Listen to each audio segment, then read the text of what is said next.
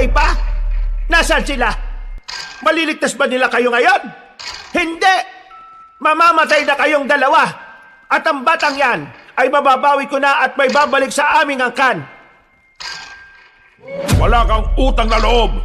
Matapos ka namin palakihin at alagaan bilang kasapi sa pamilya namin, ito ang igaganti mo. Lolo, tama na po. Wala na po kayong magagawa. Matitigil na po ang kasama binabalak niyo sa mga tao. Tanggapin niyo na lang na talo kayo.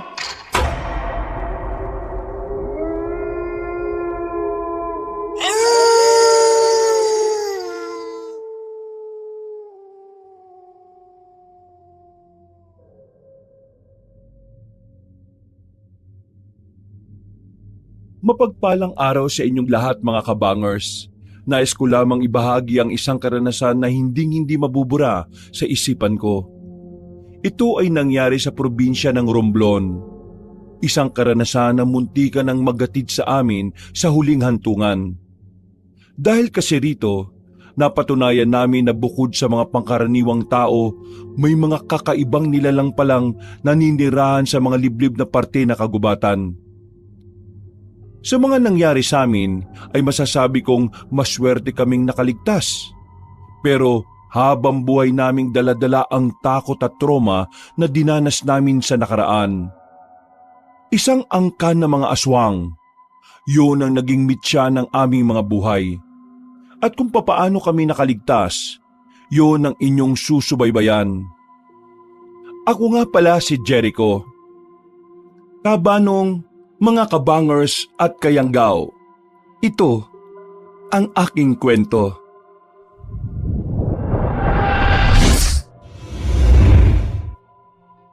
Bago nga pala magsimula ang ating kwento, sana'y mapindot nyo muna ang subscribe button at ang notification bell para lagi kayong nanonotify pag may bago tayong mga kwento. At huwag nyo rin kalilimutan mag-like at comment. Napakalaking tulong po ito sa ating channel para mas makapagatid pa kami sa inyo ng mga magaganda at mga nakakapangilabot na mga kwento. At ngayon, sa ating pagpapatuloy.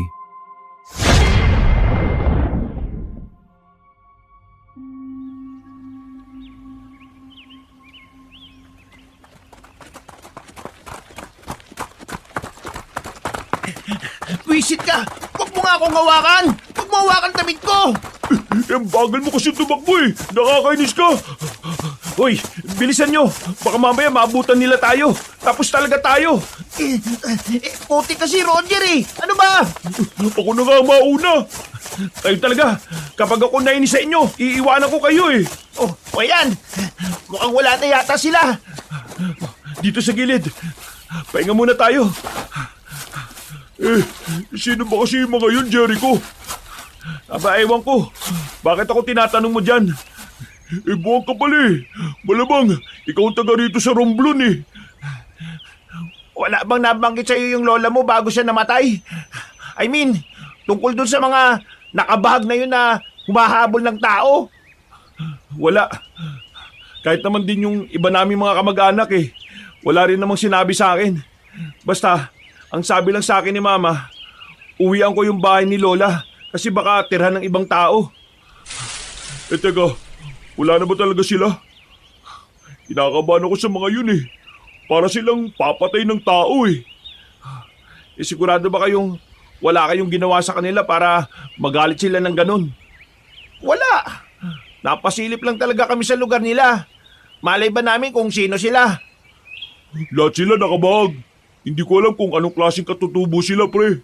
Pero para silang papatay talaga ng tao Ang malaga naman ngayon alam na nating may mga ganong tao rito sa gubat. Iwasan na lang natin yung lugar na yun kapag naglalakad-lakad tayo dito ulit. O sige, teka, malapit na ba tayo sa lugar ng lola mo? Oo, konting lakad na lang. Pero, pahinga na lang muna tayo. Hinihingal din ako Noong mga sandaling yon, Kabanong, ay sobrang kinabahan talaga ako. Buong akala namin ay katapusan na namin nun. Buti na lang ay mas mabilis kaming tumakbo kumpara sa mga humahabol sa amin. Mga taong nakabahag at may mga dalang sibat.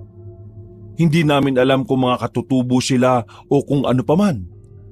Basta ang sabi ng dalawa sa akin, parang galit agad ang mga yon kahit wala naman silang ginawa na masama. Wala rin naman akong ideya kung ano yon. Hindi naman kasi talaga ako taga Romblon. Pumunta lang ako doon para tauhan ng bahay ng lola ko. Namatay na kasi ang lola ko dahil sa sakit sa puso.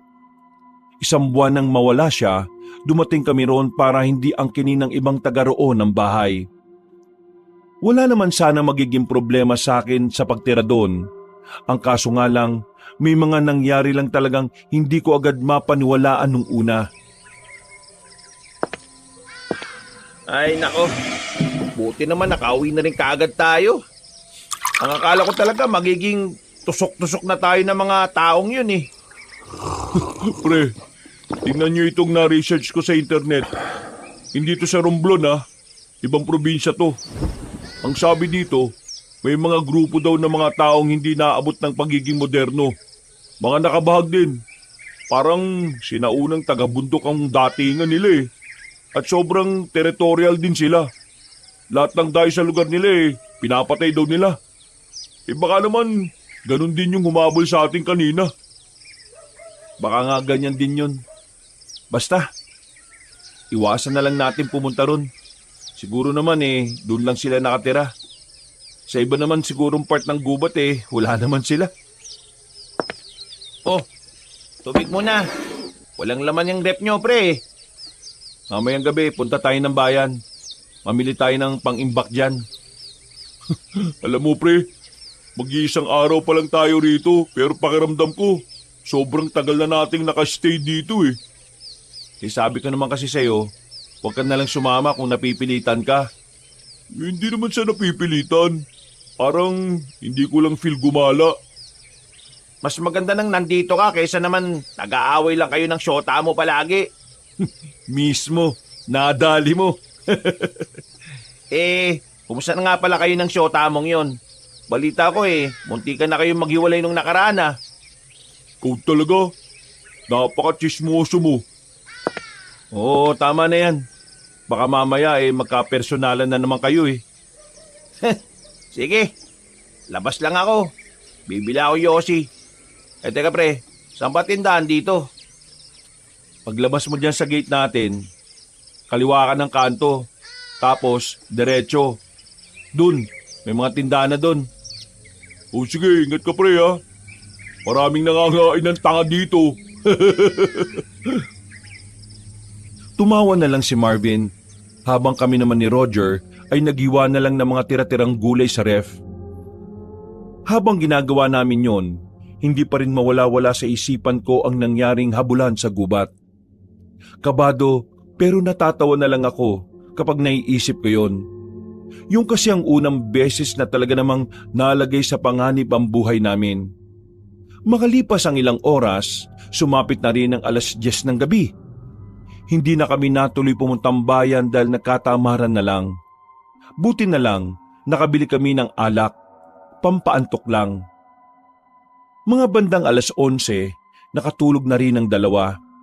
Habang ako naman, kahit may tama ay hindi ako dinadalaw ng antok. Bumaba ako sa sala. Napatingin ako sa may cabinet sa gilid ng kusina. Nakabukas kasi yun ng bahagya. Nakalimutan ko yatang isara.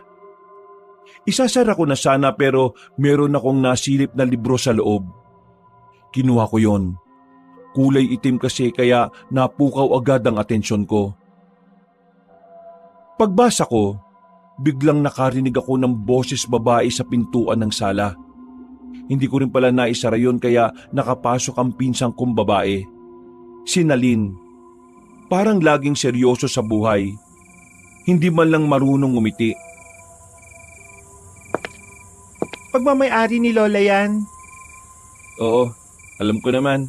Di ko naman kukunin Hindi naman kita pinagbabawalan Mas maganda nga mabasa mo yan. Ha? Tungkol saan ba to? Wala namang nakalagay na pamagat Basahin mo na lang. Marunong ka naman siguro magbasa no? Malamang. Anong tingin mo sa akin? Ay, Jericho nga pala pangalan ko. Ikaw si Nalin, tama? Yung panganay na anak ni Tita Malen? Oo, ako nga sinalin. Ako din ang naglinis ng bahay na ito bago kayo dumating. Kaya sana maging malinis to palagi ngayong nandito na kayo. Huwag ka mag-alala. Hindi naman kami makalat na tao eh. Yang libro na yan, basahin at unawain mo. Diyan mo malalaman lahat ng naging karanasan ni Lola. Bakit? Nabasa mo na rin ba to? Ilang beses na. Mukhang marami akong malalaman dito ah. Kagaya na lang ng pagiging manunugis ni Lola. Manunugis? Paano manunugis? Ang dami mong tanong, magbasa ka na lang. Seryoso? Yan lang ang pinuntahan mo ngayong alanganing oras? Hindi. Makikihingi ako ng asin. Walang asin sa bahay Walang pamare sa mangga. Asin? Sige, kuha ka na lang sa kusina. Babasahin ko na ito ngayon din.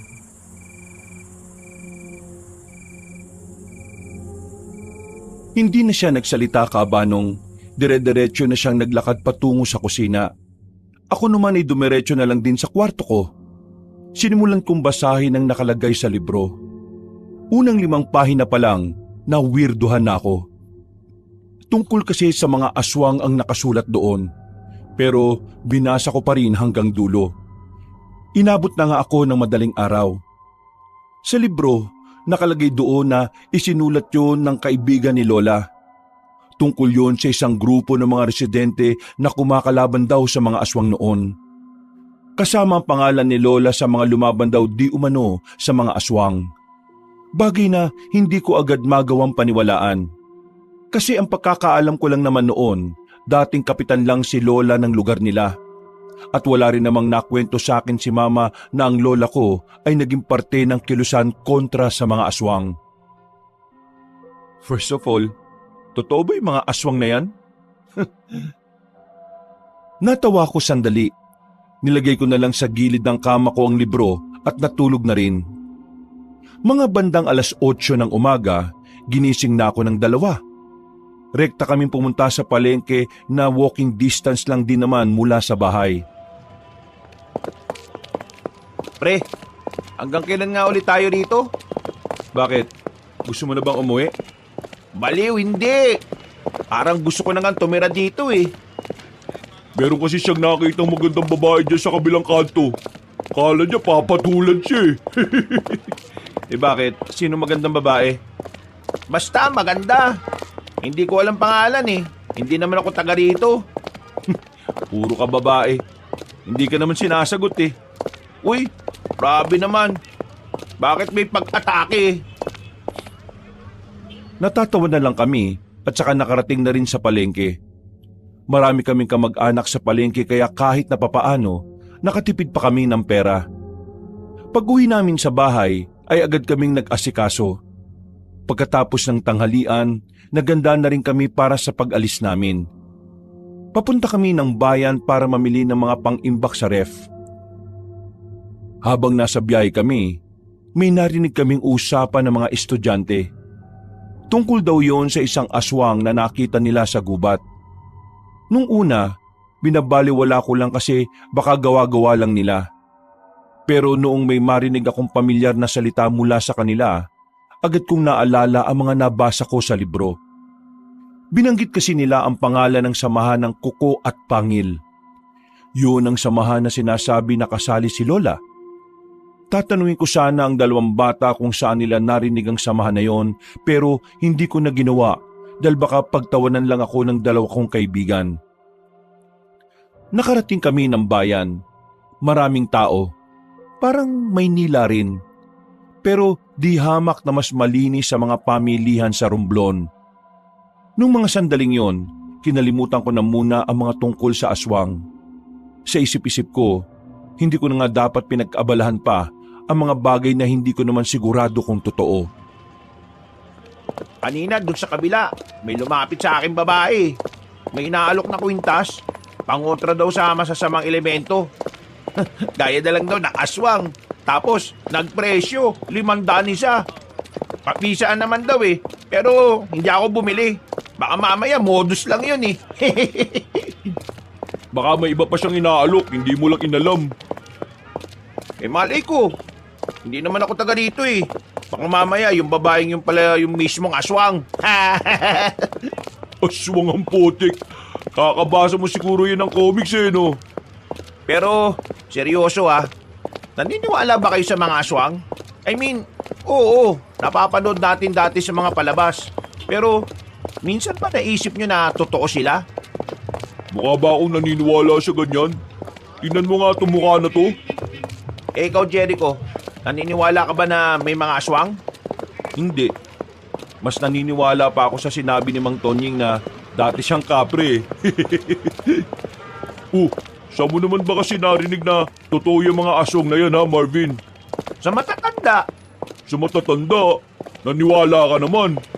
malamang, sila mas nakakaalam ng mga ganong bagay eh. Ay nako, totoo man o hindi ang mga aswang, ang isipin nyo na lang, kailangan na natin makauwi para makapagpahinga na. Masakit na mga paa ko kakalakad natin maghapon eh. Natigil naman ang usapan tungkol sa bagay na yon. Pero ako, habang nasa biyahe na kami pabalik, muli na naman bumalik sa alaala ko ang tungkol sa mga nabasa ko sa libro. Kahit sa isipin kong hindi naman yun totoo. Para bang may kaunting parte ng utak ko ang nagsasabing dapat akong maniwala doon. Makalipas lang ang ilang minuto ay nakauwi na rin kami. Sakto namang naabutan namin si Nalin sa bakuran namin. Nagwawalis at sinusunog ang mga tuyong dahon. O Nalin, hindi mo naman kailangan gawin yan eh. Kami na sana ang gagawa niyan. Namili lang kami sa bayan. Hindi kasi ako mapakali kapag hindi ko ito nagagawa eh. Pre, kilala mo siya? Malamang, pinsan ko yan eh. Pinsan mo? Eh siya yung nakita kong maganda sa kanto eh. Miss, crush ka raw nitong kaibigan namin. Ay, para ka naman sira. Tuloy ako. Pasensya na. Wala kasi akong pakialam sa lalaki eh. Alay ko, busted ka agad. Nabasa mo na ba yung libro? Oo, nabasa ko na. Alam mo na siguro kung saan nagmula si... Tungkol dyan, pwede bang bukas na natin yung pag-usapan? Pasok ka muna sa loob, may dala kaming pagkain. Hindi na. Tatapusin ko na lang ito at uwi na rin naman ako sa amin. Ha? Sigurado ka? Oo, busog pa naman ako eh. Ay, siya nga pala. Itong dalawa kong kaibigan ay si Marvin. Ito namang isa ay si Roger. Hindi na nagsalita pa si Nalin. Ngumiti lang siya ng papilit. Pumasok na rin kami sa loob para may tuloy na ni Nalin ang ginagawa niya. Kabanong, naging maayos naman ang unang 5 araw namin sa Romblon. Kahit na papaano, masaya kaming gumigising sa umaga dahil palagi kaming may napapasyalan. Medyo kaklose na rin namin ang iba kong pinsan. Yun nga lang, may iba rin akong pinsan na talagang ayaw kong makakausap. Tono pa lang kasi ng pananalita, naiirita na ako. Mga akala mo kung sinong mayayaman butas naman ng mga brief. Pamumundok, yun ang kauna-unahan naming ginagawa habang naroon kami. At sa 5 araw na naming nagbabakasyon doon, marami na rin kaming napuntahan na gubat. At sa huli naming pinuntahang gubat, dito na nagbabago ang takbo ng aming buhay. Walang ya. Kakarating lang natin, saka naman sumama ang panahon. Ayos lang yan. Maglatag na lang tayo ng tent. May dala naman tayo eh. Hindi, kailangan na natin bumalik. Baka mas stuck tayo dito kapag malakas ang ulan na bumagsak. Eh sayang naman yung effort natin pre. Wala pa nga tayong magagandang picture dito oh. Mamili ka, magandang picture o magandang kabaong kapag nakidlatan ka dito. Ay naku, malas naman. Sundin na lang natin si Jericho. Mas maganda nang sigurado tayong hindi tayo mapapahamak. Naglakad na kami noon kabanong. Pababa na sana kami ng bundok pero merong kaming nakasalubong na batang lalaki. Nakapaa siya pero maayos naman ang suot niyang damit at short. May sombrerong kulay blue. Maputi ang bata kaya ang unang naisip namin baka anak siya ng mayaman. Gagi mga pre, naliligaw yata ang batang to. Anong gagawin natin dyan? Bata, nawawala ka ba? Nasaan ang mga kasama mo? Tulungan niyo po ako. So, nawawala ka nga. Tulungan niyo po ako makalis dito sa bundok. Tinatanong kita, nawawala ka ba o hindi? Nawawala po ako.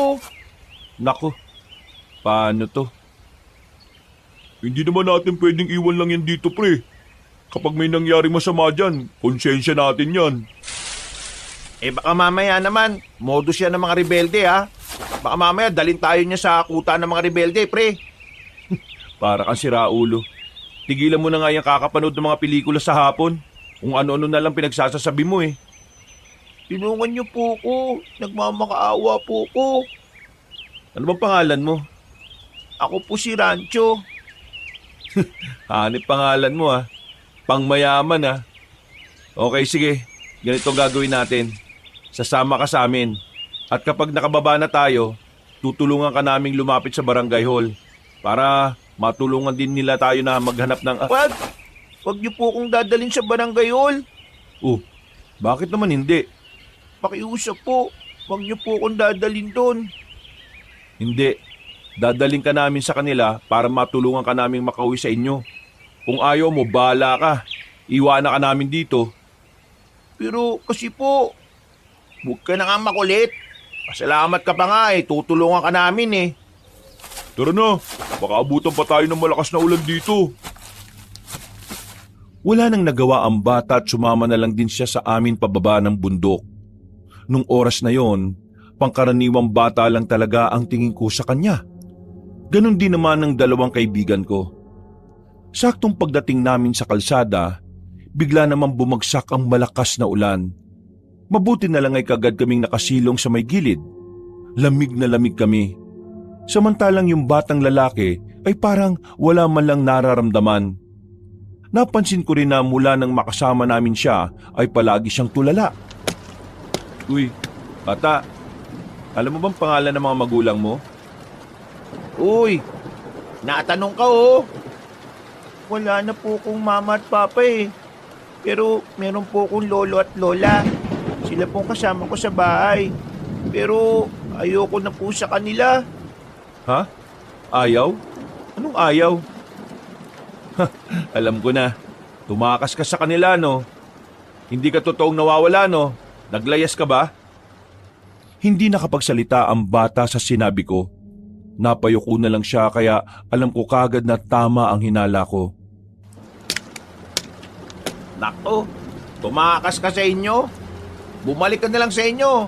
Baka isipin pa ng mga magulang mo, kinidnap ka namin. Kinidnap? Ano po yung kinidnap? Kinidnap? Yun yung kinuha ng isang tao ang isang bata nang walang paalam sa magulang. Tapos ibebenta sa sindikato at yung bata gagawin palaman sa siopaw. Uy, sasasabi mo, tinatakot mo pa yung bata Talaga naman Kung hindi siya uuwi sa kanila, baka ganun ang gawin sa kanya ng ibang tao. Kaya nga po ko sa inyo sumama kasi nararamdaman ko pong mabubuti kayong tao Aba, marunong ka rin pala mambola Teka, sandali. Bakit ka ba tumakas sa inyo? Pakiusap po, wag niyo na po akong ibalik sa kanila. Ayoko na po ron. Malupit po sila sa akin Ano? Malupit? Bakit? Sinasaktan ka ba nila? Tumango-tango ang bata at bakas ang takot nito sa muka. Humawak siya sa pantalong ko. Nararamdaman ko ang panginginig ng kamay niya. Hindi dahil sa lamig ng ulan, kundi dahil sa pangamba na kanyang nararamdaman. Kapag binalik niyo po ako sa kanila, baka yun na po yung uling sandali ko. Kaya pakiusap po, wag niyo na lang akong ibalik sa mga tumatayong magulang sa akin. Naniniwala ba tayo dyan, mga pre? Mamaya sumami tayo dyan, ha?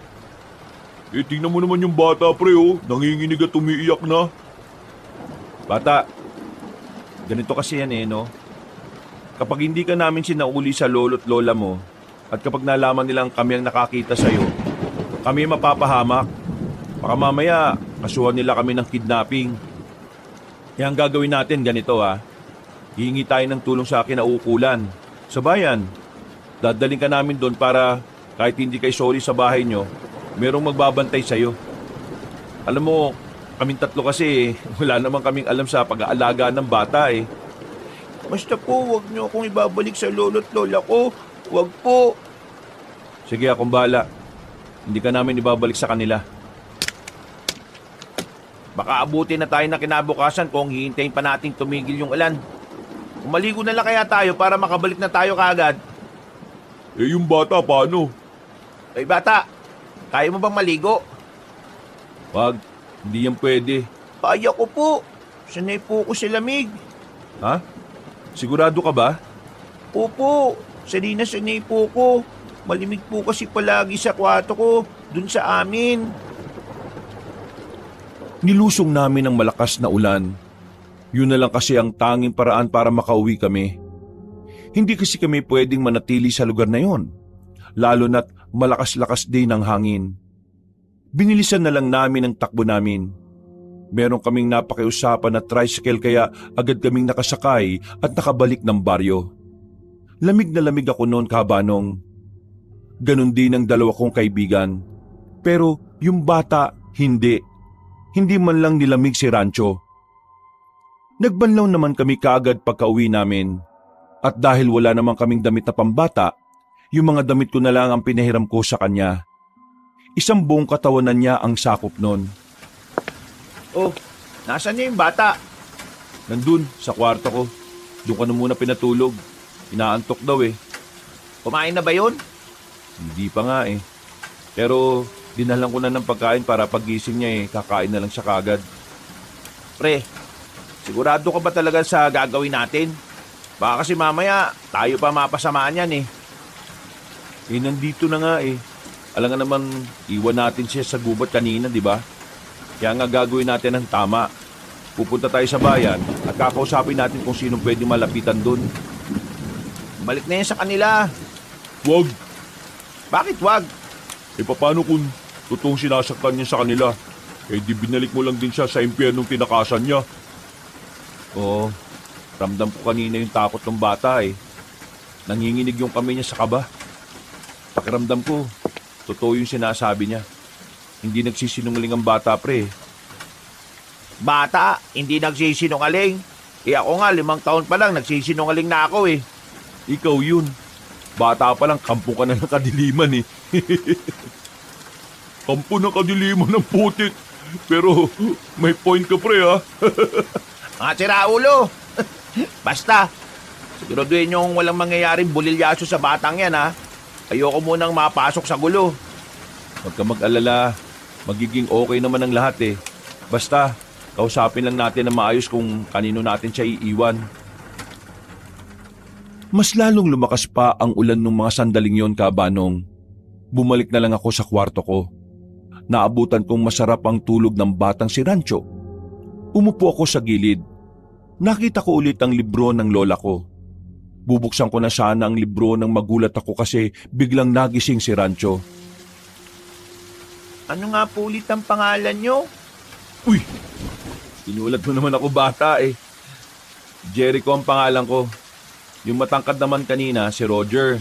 Tapos yung madaldal si Marvin. Kuya Jericho, naniniwala po ba kayo sa aswang? Ha? Bakit mo naman naitanong? Eh kasi po, binasa ko po yung unang pahina ng libro tungkol po sa aswang. Naniniwala po kayo sa aswang? Hindi ko alam eh. Ang sabi lang kasi ng pinsan kong babae, basahin ko raw to. Eh di binasa ko. Lahat nga nang nakalagay dito tungkol sa aswang. Pero hindi ko talaga magawang paniwalaan eh. Totoo po ang mga aswang, Kuya Jericho. Totoo?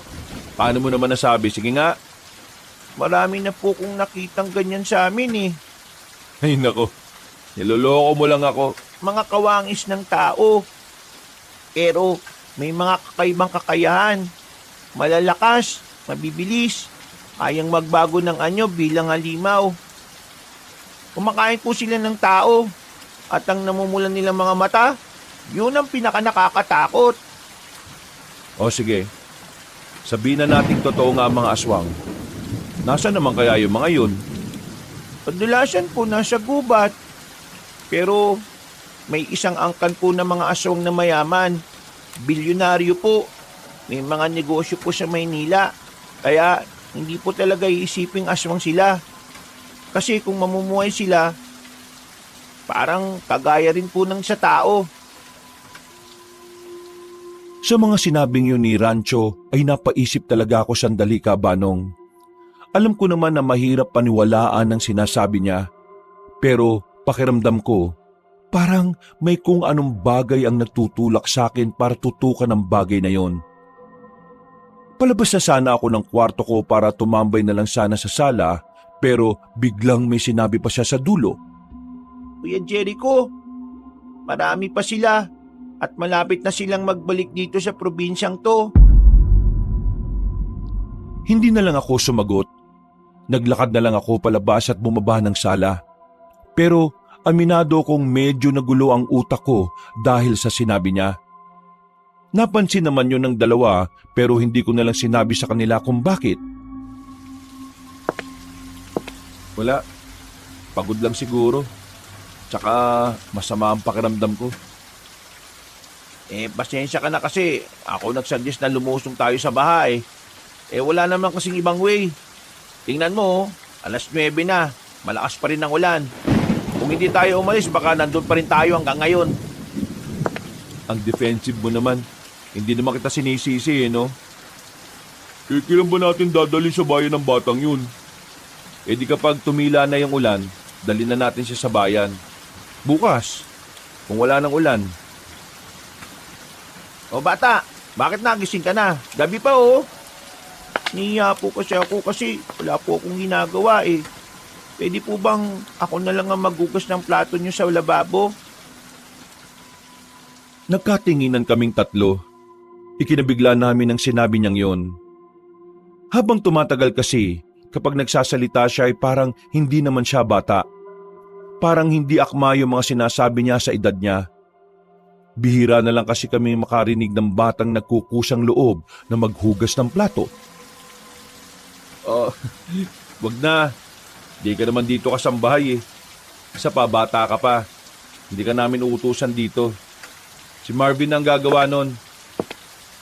Gusto naman niya eh. Why not? Hayaan mo na siya. Uy, huwag kang tamad dyan. Bisita yan natin dito, no? At saka, hindi naman niya abot yung lababo eh. O sige na, Marvin. Hugasan mo na yung plato. Ayaw ko naman po eh. Hindi. Bisita ka rito. Hindi ka dapat pinapakilos. Isa pa, bata ka. Dapat nga nagpapahinga ka na sa taas eh. Hindi pa po kasi ako makatulog, Kuya Jericho. Ang mabuti pa, sumama ka sa akin sa kusina. Merong pagkain doon, tara, kumain ka. Sumama naman si Rancho kay Roger at sabay silang kumain. Habang ako naman ay nanatili lang sa sala, mas lalo pang naging matindi ang sama ng panahon sa mga sumunod na oras. Malakas ang hangin at sinasabayan pa ng malalakas na kulog at kidlat. Mga bandang 12:00, nakaramdam na rin ako ng antok. Ako ang kasama ni Rancho sa kwarto. Nagtabi na kaming matulog dahil malaki naman ang kama. Bandang 3:00 na madaling araw, nagising ako nang maramdaman kong wala na sa kama si Rancho. Tiningnan ko sa sahig sa pag-aakalang lumipat lang yon ng higaan. Pero wala ang bata. Lumabas ako ng kwarto ko, bumaba ng sala. Pero wala rin doon si Rancho. Kaya kinabahan na ako, Kabanong. Binuksan ko ang ilaw.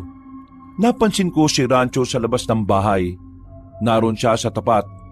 May silungan naman doon kaya hindi siya nababasa ng ulan. Nakatayo lang siya at parang nakatingin sa malayo. Oh, Rancho, yung ginagawa mo dyan, di ba dapat natutulog ka na? Kuya, bakit po may masusamang nilalang sa mundong ito? Ha? Teka, bakit ganyan naman ang bungad mo? Sagutin mo ang tanong ko. Natatakot ako, kuya eh. Natatakot ako para sa inyo, sa mga tao. Paano kung dumating na ang mga masasama? Uy, ano ba yung sinasabi mo? 3:00 na ng madaling araw oh. Matulog ka na nga. Ang mga aswang, Kuya Jericho, Ang mga aswang, malapit na silang magbalik. Kailangan natin ng tulong ng mga albularyo at manunugis. Teka, sandali nga, bata ka. Ano ba? Totoo bang bata ka talaga? Opo, bata lang po ako. Pero yung pagkakahulma sa utak ko at puso ko, parang pang isang matandang marami ng karanasan. Hindi na kita mag-gets eh. ang creepy na ng pinagsasabi mo. Ano pong creepy? Creepy. Nakakatakot. Ganun. Pero wala nang mas nakakatakot kuya kapag dumating na sila para angkinin ng probinsyang ito. Ay nako. Alam mo, Rancho, kung ganyan ka ng ganyan, isasauli na kita sa guardian mo. Kapag ginawa niyo po yun, katapusan na ng lahat. Tama na nga. Ang mabuti pa, pumasok ka na sa loob at bumalik ka na sa pagtulog. Ikaw na lang ang batang gising sa ganitong oras eh. Huwag kayong mag-alala kuya. Tutulungan ko kayo sa abot ng makakaya ko. Ay nako. Oo na. Sige na, pasok na sa loob. Pumasok naman si Rancho sa loob. Pero ako, dumiretso na muna ako sa kusina at nagtimpla na lang ng kape. Aminin ko man o hindi, napapaisip din talaga ako sa sinabi ng bata. Hindi ko maintindihan kung bakit ganoon ang lumalabas sa bibig niya. Parang masyadong makahulugan. Kinaumagahan, humina na rin ang ulan. Nakahiram kami ng gamit pambata sa mga pinsan ko, kaya yun ang pinasuot namin kay Rancho. Nakasakay kagad kami ng tricycle. Habang nasa biyahe, napansin kong tahimik lang si Rancho. Parang malalim na naman ang iniisip. Narito na tayo. Ang tanong, saan natin siya ilalapit? Magtanong-tanong na lang tayo kung saan dito merong police station.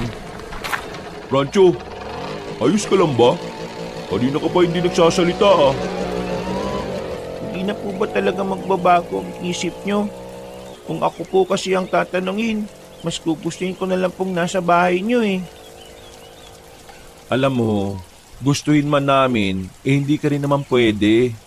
Kapag nalaman kasi ng mga kamag-anak namin na may kasama kaming bata, magtataka yun. Baka mamaya kung ano pang isipin nila. Hindi na nagsalita si Rancho. Nagsimula na lang kaming maglakad at magtanong-tanong. Habang naglalakad kami sa maraming tao, bigla na lang nagtago sa likuran ko si Rancho. Nanginginig ang kami niya sa takot. Ramdam na ramdam ko yun. Oh, bakit Rancho? Anong problema? Kuya, huwag na po tayong tumuloy. Ha? Bakit? Yung mga lalaki pong yun, kukunin po nila ako. Napatingin kami sa grupo ng lalaking nakasuot ng mga itim na tuksido. Mga nakasalamin din ng itim. Matatangkad at parabang mga tauhan ng isang mafia. Tumakbo na si Rancho palayo sa amin. Sinundan namin siya at nakarating kami sa isang iskinita. Wala nang gaanong dumadaan na tao roon. Uy, ano ba nangyari? Bigla-bigla na lang kayong tatakbo. Pambira, sumakit tuhod ko dun ah. Matanda ka na kasi. Ha? Baka ikaw. Rancho, kilala mo ba yung mga lalaking yon? Sino ba yung mga yon? Tauhan po sila ni Lolo at Lole. Tauhan? Anong tauhan? Bakit? Mayaman ba kayo? Saka ako na po ipapaliwanag kapag nakalis na po tayo dito. Kuya, kapag nakuha po nila ako, hindi na po ako makakalabas sa amin. At baka yun na rin po yung huling sandali ko dito sa mundo. Pambirang bata to talaga oh. Ano bang ginawa mo sa lolo't lola mo ha? O sige na. Tara na kaya. Baka mamaya marami silang nag-iikot dito eh. Eh paano yung lakad natin? Di ba pupunta tayo sa istasyon ng mga pulis? Delikado kung ibibigay natin siya ngayon. Kailangan na nating umalis. Tara na. Lumabas kami ng iskinitang yon. Buong akala namin na hindi na namin makakainkwentro ang mga lalaki. Pero nanlaki ang mga mata namin nang mapansing may nakasalubong kaming mga lalaking nakaitim. Napatingin din sila sa amin, partikular sa batang kasama namin. Kuya, Nakita na nila tayo! Takbo na tayo! Wala kaming sinayang na sandali, Kabanong. Agad kaming tumakbo. Binitbit na ni Roger si Rancho para mas mapabilis kami. Pagdating namin sa kalsada, wala kaming maparang sasakyan. Pagtingin namin ulit sa likuran ay natanaw na namin ang mga kalalakihan. Pinagpatuloy namin ang pagtakbo. Hindi na namin namalayan na nakalayo na pala kami sa bayan. Wala kaming ibang mapagtaguan kaya pinasok na namin ang gubat. Kuya, hindi tayo dapat pumasok dito sa gubat. Mas mabilis silang tumakbo sa lugar na to. Pwede ba? Huwag ka na muna magsalita. Kami nang bahala para hindi ka makuha ng mga yon. Kuya, kailangan nga natin makalis dito. Kung hindi, Sabik tumahimik ka muna eh. Ang ingay mo. Nanahimik na si Rancho nang si Roger na ang nagsalita. Nang nasa kalagitnaan na kami ng kagubatan, ay minabuti naming magpahinga na muna. Hingal na hingal kami, para akong aatakihin sa puso. ano? Wala na ba? Tingin ko, wala naman na sila. Ito na nga ba sinasabi ko eh. Mapapahamak tayo ng dahil sa batang yan. Hindi ito ang tamang oras para dyan, Marvin. Kailan ba ang tamang oras? Kapag napatay na tayo ng mga lalaking yon. Sinasabi ko naman kasi sa inyo eh, hindi natin kilala ang batang yan. Wala tayong alam kung saan yan galing. Paano kung galing pala yan sa big time na sindikato sa bansa natin? Tapos na tayo ngayon. Ano gusto mong gawin ngayon? Ibigay na lang natin tong bata kahit alam nating magiging impyerno ang buhay niya ron? At naniniwala talaga kayo sa sinasabi ng batang yan? Tingnan nyo nga oh. Hindi niya nga sinabi sa atin na mayaman sila. At may mga taon na naghahanap sa kanya. Kaya bakit kayo maniniwala sa batang hindi naman sinasabi ang totoo? Pasensya na po kayo. Kung dahil sa akin ay nagtatalo po kayo. Wala na po kasi talaga akong malapitan eh. Kayo na lang po ang pag-asa ko para makaligtas sa kanila. Pwede ba mamaya na natin pag-usapan ng mga bagay na yan?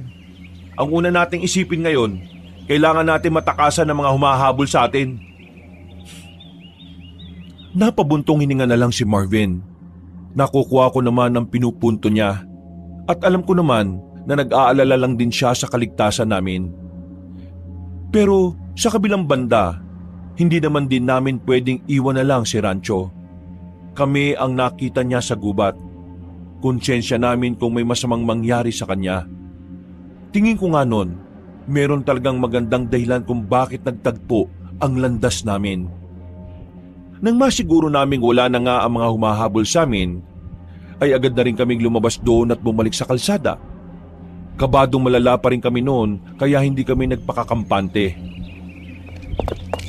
Kanina pa tayo naglalakad. Bakit walang dumadaan na sasakyan dito? Ay nako, malas talaga oh. Hindi ba sabi sa atin ng mga pinsan ni Jericho, wala talagang gaanong dumadaan dito kasi mas malayo to kaysa dun sa kabilang kalsada. Kailangan natin bumalik sa sentro. Pero kuya, Hindi natin pwede itong lakarin. Sobrang layo. Isa pa, hindi natin alam kung anong meron kapag tinahak natin ang direksyon na yan. Paano yung mga mahabol sa atin kanina? Kaya nga kailangan natin mag-ingat ngayon. Kailangan natin makasakay dun. Kung hindi, mas mahihirapan tayong umuwi. Wala silang palag sa sinabi ko. Binilisan namin ang paglalakad hanggang sa makarating na kami ulit sa sentro. Alerto kami sa paligid. Tingin kami ng tingin sa kahit na saan. Nang matanaw na namin ang nakapilang jeep, pasimple kaming lumapit doon. Nakasakay naman kami. Kaso, nung nasa loob na kami, ay nakita namin ang mga nakaitim na lalaki sa labas. Sumenyas lang ako sa mga kasama ko na kumilos lang ng normal.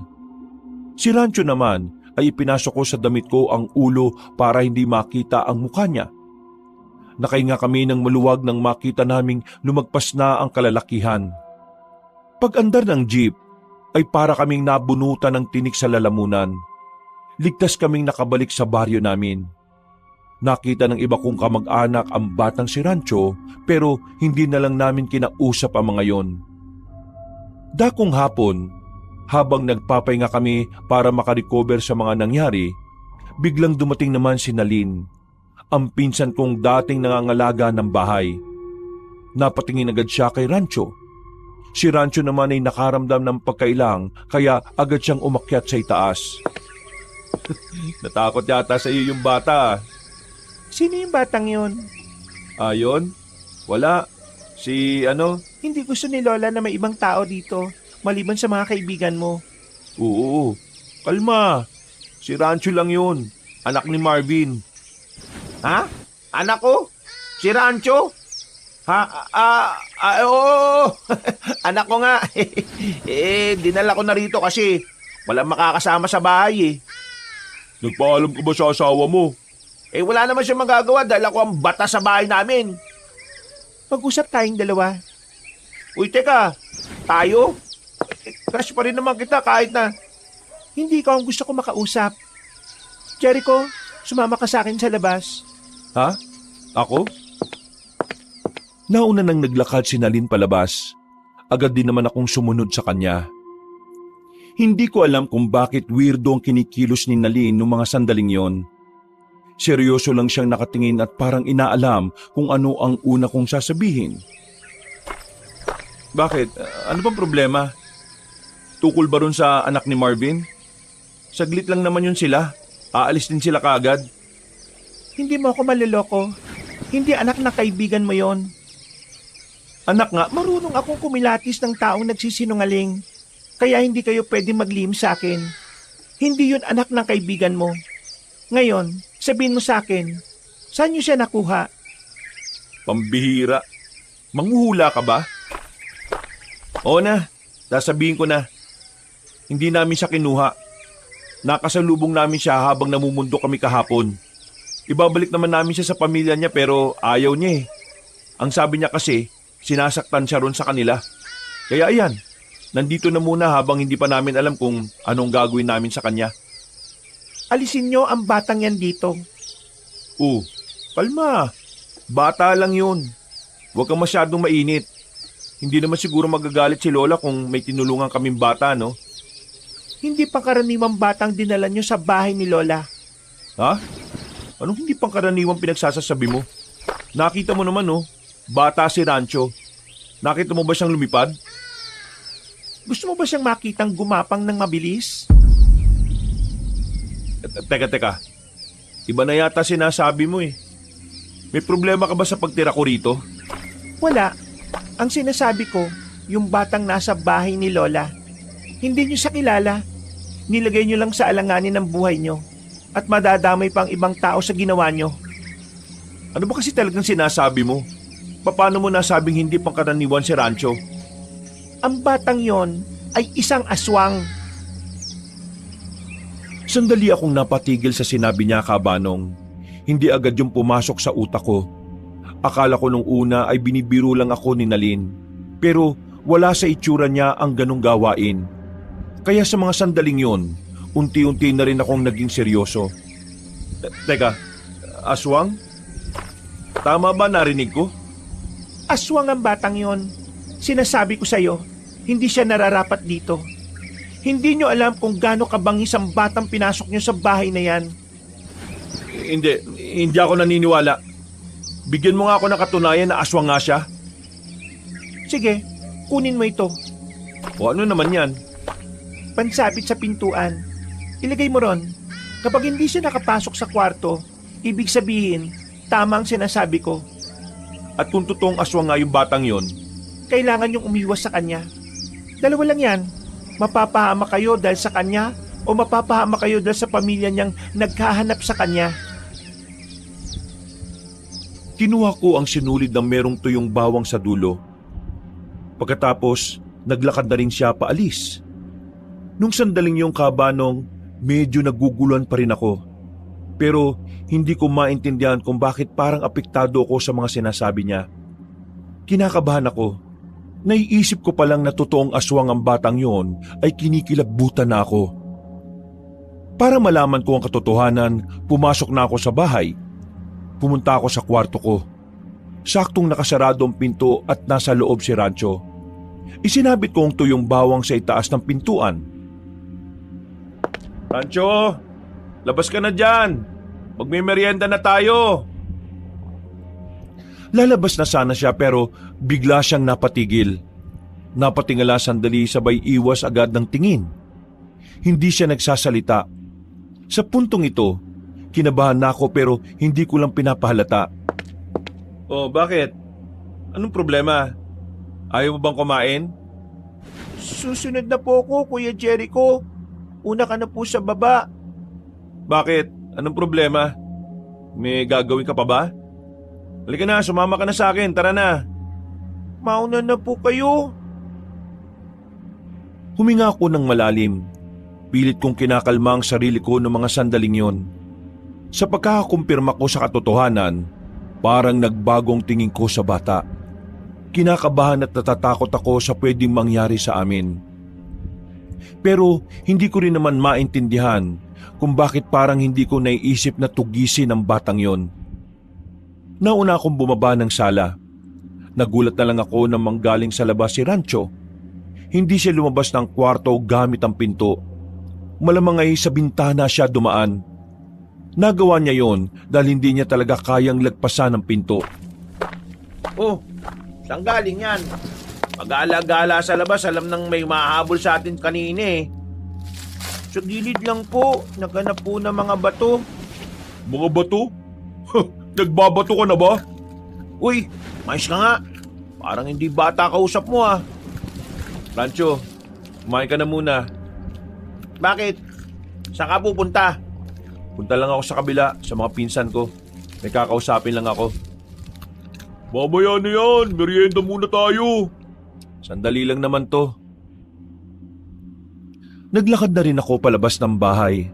Agad kong pinuntahan si Nalin. Sakto namang nakita ko siya sa bakuran nila na abalang nagwawalis. Napatigil siya nang lapitan ko siya. Tumingin-tingin muna ako sa paligid. Nang masiguro kong wala namang ibang makakarinig ng sasabihin ko, ay agad na akong nagsalita. Anong pwede kong gawin? Ano? Napatunayan mo na ba? Oo, pero nalilito pa ako kung anong gagawin ko eh. Hindi ko kasi maramdaman na may panganib na dala sa amin si Rancho eh. Jericho, huwag kang papalinlang. Ang mga aswang natural na masama.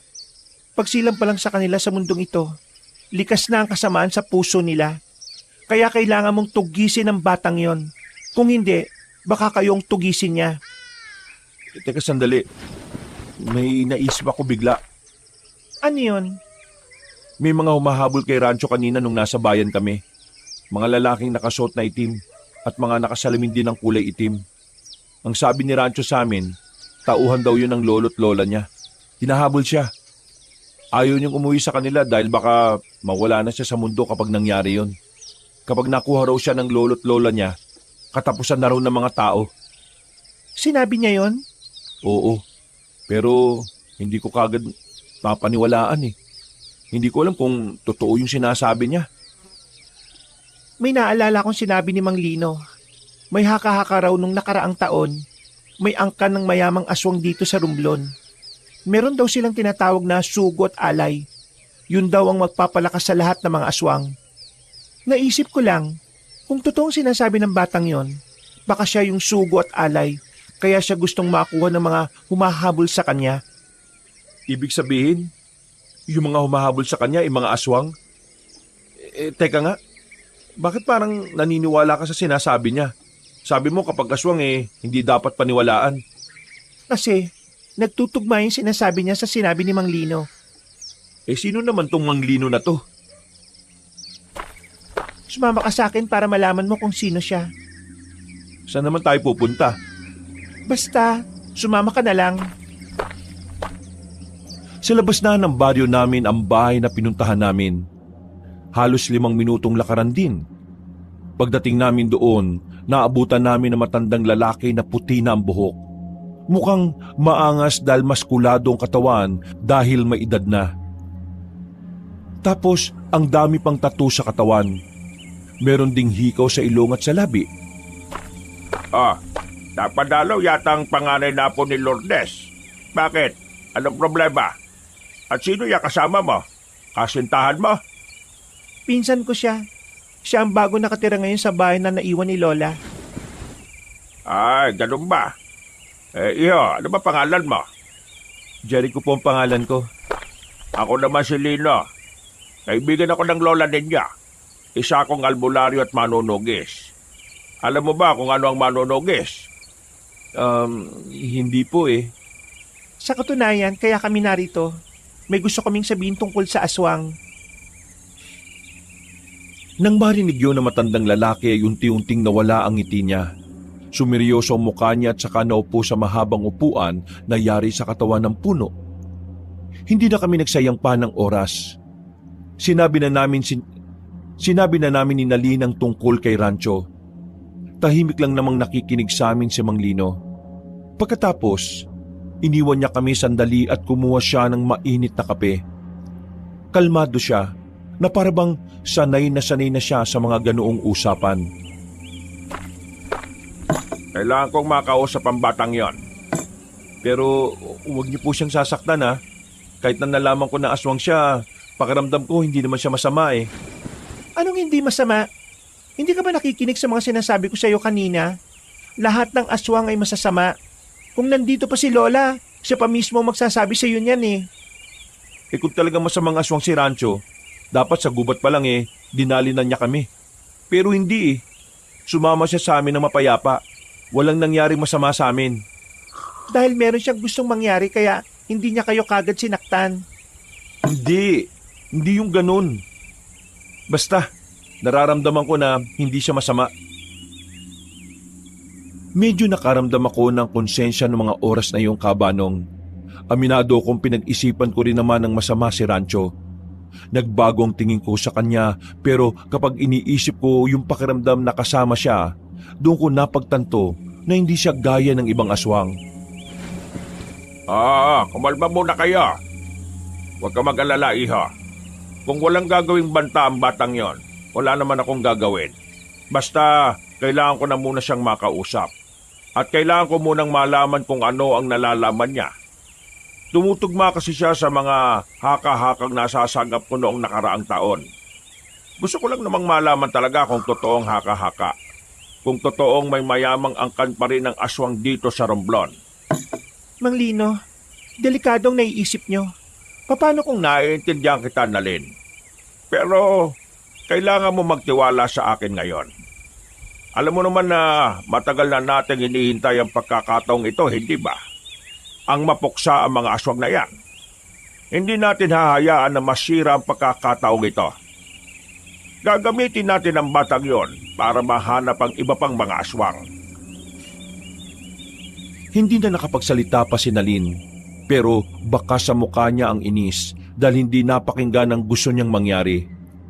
Ako naman, tahimik lang ako habang naglalakad pabalik. Napagkasunduan namin na dadaling ko si Rancho sa bahay ni Mang Lino pagsapit ng gabi. Pero hindi ko magawang hindi kabahan. Inisip ko kasi na baka biglang may gawin si Mang Lino kay Rancho. Pero kahit na may pag-aalinlangan, naisip kong dapat akong makiisa sa gusto ni Mang Lino. Hindi rin naman kasi ako nakakasiguro na talagang walang gagawin si Rancho. Ang tanging basehan ko lang ng pagiging mabuti ng bata ay walang iba kundi ang pakiramdam ko lang. Malapit ang maluto to ha. Kakain na lahat. Wala nang pateka-teka ha. Narinig ko ang sigaw ni Roger mula sa kusina, habang ako naman tahimik lang na nakatambay sa tapat ng pintuan. Malalim ang iniisip. Nakatingin ako sa malayo. Naramdaman ko na lang na nasa tabi ko na ang batang si Rancho. Umupo siya. Napatingin naman ako sa kanya at nakita ko ang nakangiti niyang muka. Oh, bakit ka nakangiti? Kasi tingin ko, hindi na po kailangan magsinungaling. Ha? Anong ibig mo sabihin? Yung nakasabit sa pintuan, nilagay niyo po ba yon kasi nagdududa kayo sa akin? Yung alin? Kaya po ba wala kayo sa sarili ngayon kasi iniisip niyo ako? Natatakot na po ba kayo sa akin? Nababahala? Nangangamba? Kinikilabutan? Ano ba pinagsasabi mo? Sinundan po kita kanina, Kuya Jericho. Kasama mo si Ate Nalin. Yung pinsan mong una pa lang, alam na niya ang sikreto ko. Alam ko na kung ano ka? Opo, Kuya Jericho. Sa pagsabit mo pa lang ng tuyong bawang sa pintuan, alam ko na kaagad eh. Huwag kang maingay sa iba. Huwag muna nating ipaalam kay Marvin at Roger. Hindi natin alam kung ano ang magiging reaksyon nila eh. Ikaw po, ano pong naisip niyo sa akin? Nung una, nagtaka, nahiwagaan, at nagbago talaga ang tingin ko sa'yo. Natakot ako. Kasi base sa librong mga nabasa ko, ang mga aswang daw ay mababangis. Pero nawala yun. Kasi wala naman ako nararamdaman na panganib sa'yo eh. Kaya pakiramdam ko, hindi ka namang gaya ng ibang aswang na masama. Alam mo, nabibigla ako sa mga nangyayari eh. Hindi ako makapaniwala na totoo ang mga kagaya mo. Kaya ganito ako ngayon. Kuya, hindi ako masamang aswang. Sa katunayan po, gusto ko pong wakasan ng ginagawa ni Lolo at Lola eh. Kaya sasama po ako sa inyo ngayong gabi. Gusto ko pong makausap yung matandang kinausap niyo po kanina. Ha? Sigurado ka ba? Kung yun pong natatanging paraan para mapatunayan na hindi ako masama, hindi po ako magdadalawang isip na gawin yun. Tumango na lang ako. Natigil ang usapan namin nang biglang dumating si Marvin para tawagin na kami. Sabay-sabay kaming nagapunan. Pagkatapos, lumabas na muna ako ng bahay. Sumunod naman sa akin si Rancho. Pasimple kaming umalis ng bahay nang walang kamalay-malay ang dalawa. Habang naglalakad, ay nakasabay na rin namin si Nalin. Masama ang tingin niya kay Rancho. Wala pa rin siyang tiwala sa bata. Malayo-layo pa kami sa bahay ni Mang Lino nang biglang may natanong nga kami mga lalaking nakaabang. Nakatayo sila sa gilid ng poste ng ilaw. Nang makita nila kami, nagsimula na rin silang maglakad palapit sa amin. Si Lola, kasama nila si Lola. Ha? Lola mo yon? Kailangan po natin tumakbo, bilis! Puntahan natin si Mang Lino. Tayo na. Umikot na lang tayo sa kabila. Wala kaming ibang nagawa kundi ang tumakbo, Kabanong. Hindi na kami nakabalik sa baryo namin dahil may mga aswang ding nanggaling doon. Kaya ang ginawa ko, binuhat ko na si Rancho. Sinundan namin si Nalin dahil mas kabisado niya ang gubat. Dapat, hindi tayo dumaan dito. Mas mabilis sila kapag maraming puno. Manahimik ka nga muna. Mas lalo nila tayong masusundan kung maririnig nila ang boses mo. Pero, hindi ka ba nakakaintindi? Tahimik! Habang kumakaripas pa kami ng takbo, nararamdaman ni Rancho na nakasunod pa rin sa amin ang mga kauri niya.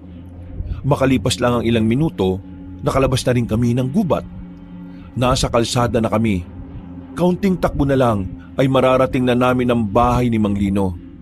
Ang kaso, biglang dumating ang mga aswang at humarang sila sa daraanan namin. Meron sa harapan, meron din sa likuran.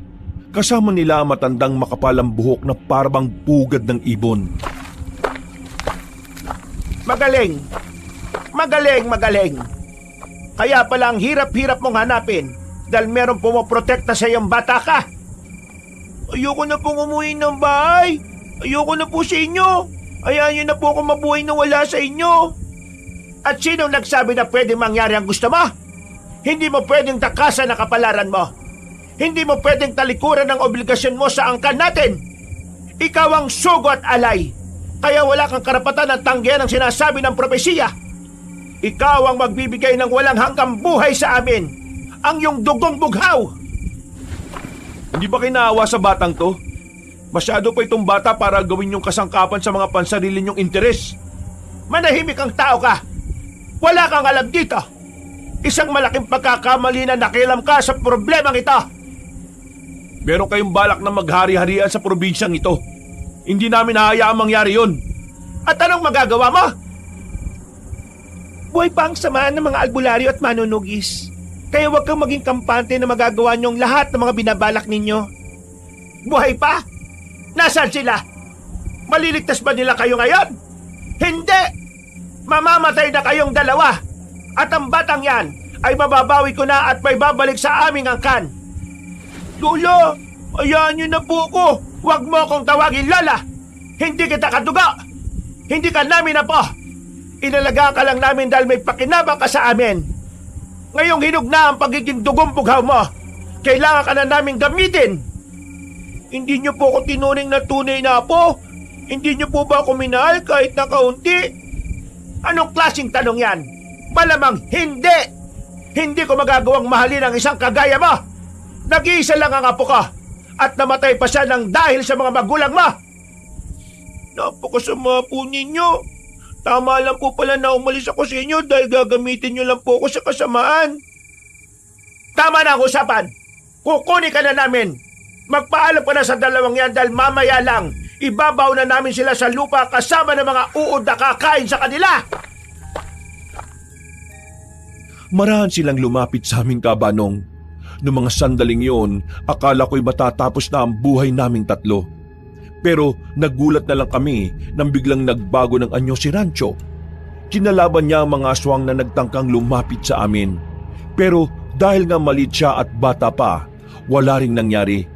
Binalibag lang siya ng isang aswang na malaki ang katawan. Agad ko namang siyang nilapitan at inalalayan. Patawarin niyo ako, Kuya Jericho. Patawad, wala po akong magawa. Tingnan niyo ginawa niyo sa kanya, oh. Ang sasama ninyo. Sige na, kunin ang mga yan! Palapit sa amin ulit ang mga aswang. Kinagulat na lang nila na may tumira na ng palaso kay Doña Malia. Tinamaan si Doña Malia sa liig. Napatigil ang mga aswang. Nakita na lang namin si Mang Lino na tumatakbo na palapit sa mga aswang. Dumukot siya ng mahabang katana. Pinagtatataga niya ang mga aswang. Tinamaan ng karamihan.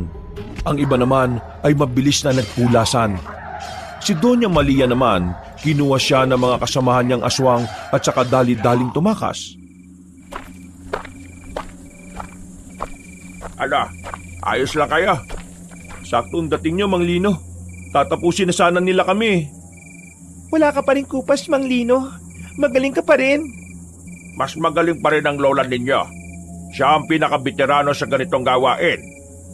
Mang Lino, saan tayo ngayon? Mukhang alam na ng mga aswang kung saan naglalagi itong si Rancho. Sa bahay pa rin. Hindi na babalik yun ngayong gabi. Siguradong patay yung matandang yun dahil sa palasuko na may lason. Mamatay si Lola? Hindi mo ba narinig ang sinabi niya kanina? Hindi kanya tinuring na apo. Kaya wag mo na ituring na lola yung matandang aswang na yun. O sige, tara na. Pumunta na tayo sa bahay ko. Ikaw bata, lahat ng nalalaman mo sabihin mo sa akin ha. Patunayan mo sa akin na hindi ka kagaya nila. Tumango lang si Rancho bilang pagsang-ayon. Pumunta na kagad kami sa bahay ni Mang Lino. At pagdating namin doon, ay wala nang sinayang na oras ang bata. Sinabi na niya ang lahat ng mga nalalaman niya tungkol sa angkan ng mga aswang. Naikwento na ni Rancho ang lahat ng nalalaman niya tungkol sa angkan ng mga aswang. Habang nakikinig nga ko roon, hindi ko maiwasan na hindi kilabutan. Hindi ko inakala na sobrang delikado pala ng pamilyang pinanggalingan ni Rancho. Ayon kasi sa kanya, ang tinuturing niyang lolo na si Don Vino ay isang milyonaryong tao. Marami daw itong ari-arian sa Romblon, pati na rin daw sa ibang probinsya. Meron din daw itong mga negosyo sa Maynila. Nung una, ayaw ko sanang maniwala. Pero ang sabi naman ni Mang Lino, totoo ang sinasabi ng bata. Kahit daw kasi yung iba niyang kasamahan sa pagiging albularyo at manunugis, alam ang mga bagay na yun. Nang makolekta na ni Mang Lino ang lahat ng dapat niyang malaman, pinauwi na muna niya kaming dalawa. Nagkasundo kaming dalawa na lahat ng sinabi ni Rancho, kapalit noon ay ang kaligtasan ng bata. Sa madaling sabi, kasama si Rancho sa poprotektahan nila, kahit pa aswang din siya. Rancho, huwag ka na munang maingay kina Marvin at Roger ha. Siguradong mabibigla sila kapag nalaman nila yon. Hindi pa sila handang malaman ng mga ganung bagay. Naintindihan mo ba ako? Opo, Kuya Jericho. Maraming salamat po sa ginagawa nyo. Kahit nasawang ako, hindi nyo ako pinapabayaan. Huwag kang magpasalamat sa akin. Hindi naman ako ang poprotekta sa iyo eh. Wala naman akong kayang gawin eh. Sila Mang Lino, sila ang poprotekta sa iyo. Kaya dapat sa kanila ka magpasalamat. Tara, bilisan na lang natin ang paglalakad. Nakauwi kami ni Rancho sa bahay na parabang walang nangyari. Sinubukan naming umasta ng normal kahit na nakaharap namin ng mga aswang ilang minuto lang ang nakalipas. Wow! Saan ba kayo galing? Gabing-gabi na. Oo nga, saan ba kayo galing? Diyan lang, naglakad-lakad lang. Ito kasing si Rancho hindi raw makatulog. Nagawa niyo pa talaga maglakad-lakad ha? Alam niyo namang may mga humahabol sa atin kanina. Paano kung nakarating pala yun dito sa atin at nakita kayo? Di tapos na kaagad kayo. Ang mahalaga, hindi naman nangyari yung sinasabi mo. O sige na Rancho, hintayin mo na lang ako sa kwarto.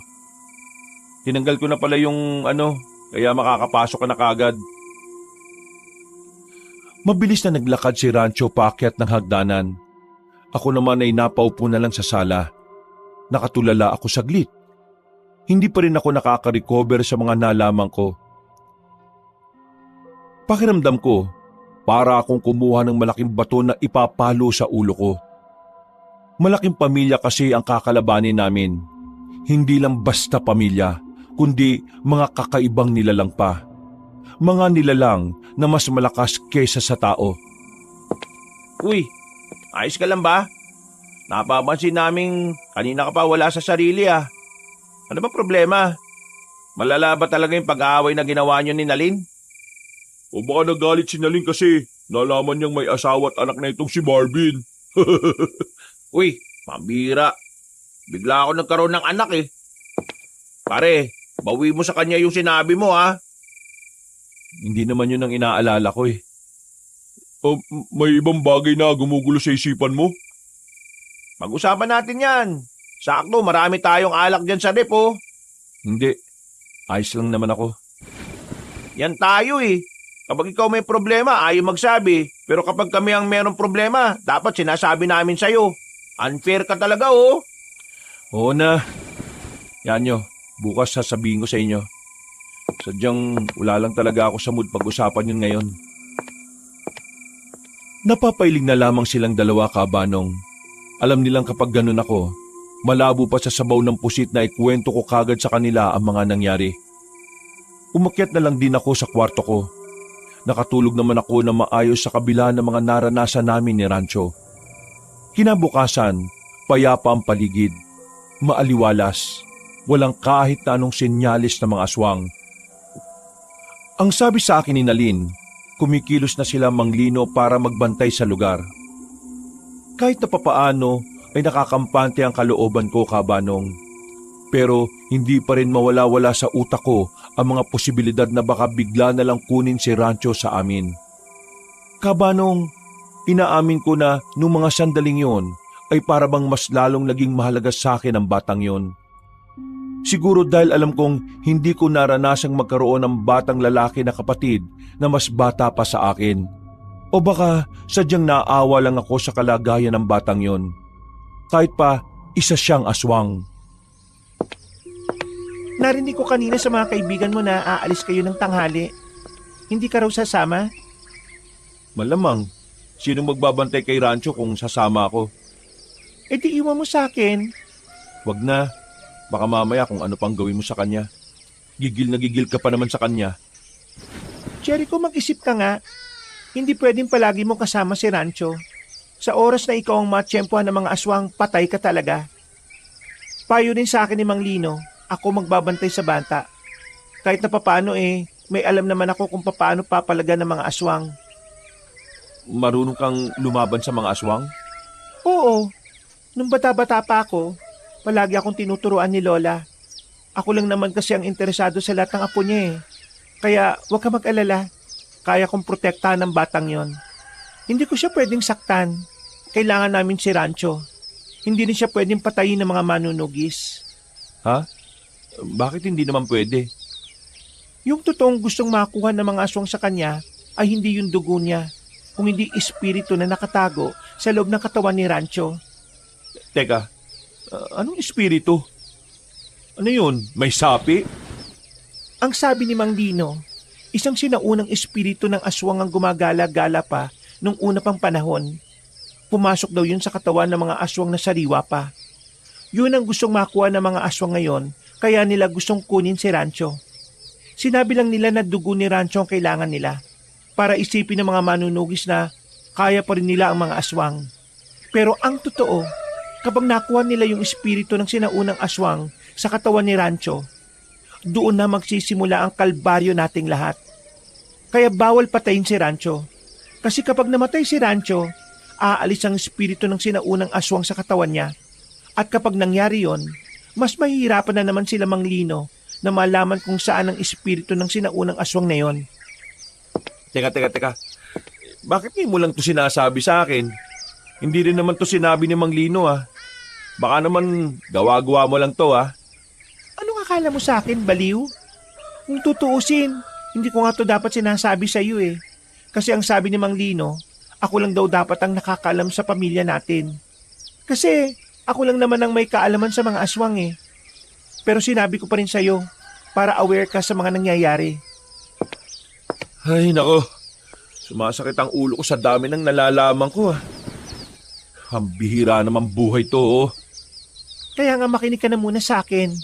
Kung talagang malaga sa iyo ang batang yan, iwan mo na siya. Sumama ka sa kanila. Kailangan mo kumilos ng normal. Sigurado ako sa ngayon, magpapadala ng aswang yung pinuno nila para hanapin ang sino mang nagpoprotekta kay Rancho. Mas maganda ng ako ang isipin nila kesa ikaw. Baka mapahamak pa kayo magkakaibigan. Hindi na ako nagsalita pa, Kabanong. Napagtanto ko naman na tama naman ang sinasabi ni Nalin. Kaya agad ko namang kinausap si Rancho. Pumayag naman siya na maiwan ang pinsan kong babae. Pagsapit ng tanghali, umalis na kami. Dinala naman ni Nalin si Rancho sa bahay ni Mang Lino. Habang naglalakad kami papunta sa pwestong hindi namin napuntahan nung nakaraan, napansin naman ako ni Marvin at Roger. Hindi kasi ako nagsasalita. Na kung tutuusin, ako ang parang tour guide nila na madaldal. Nanibago sila sa akin. Alam nyo, umuwi na lang kaya tayo. Ha?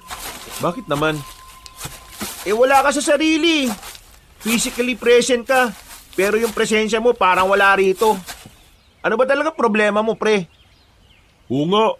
Sabi mo sa amin kagabi, sasabihin mo na. Kung sasabihin ko ba sa inyo, maniniwala kayo.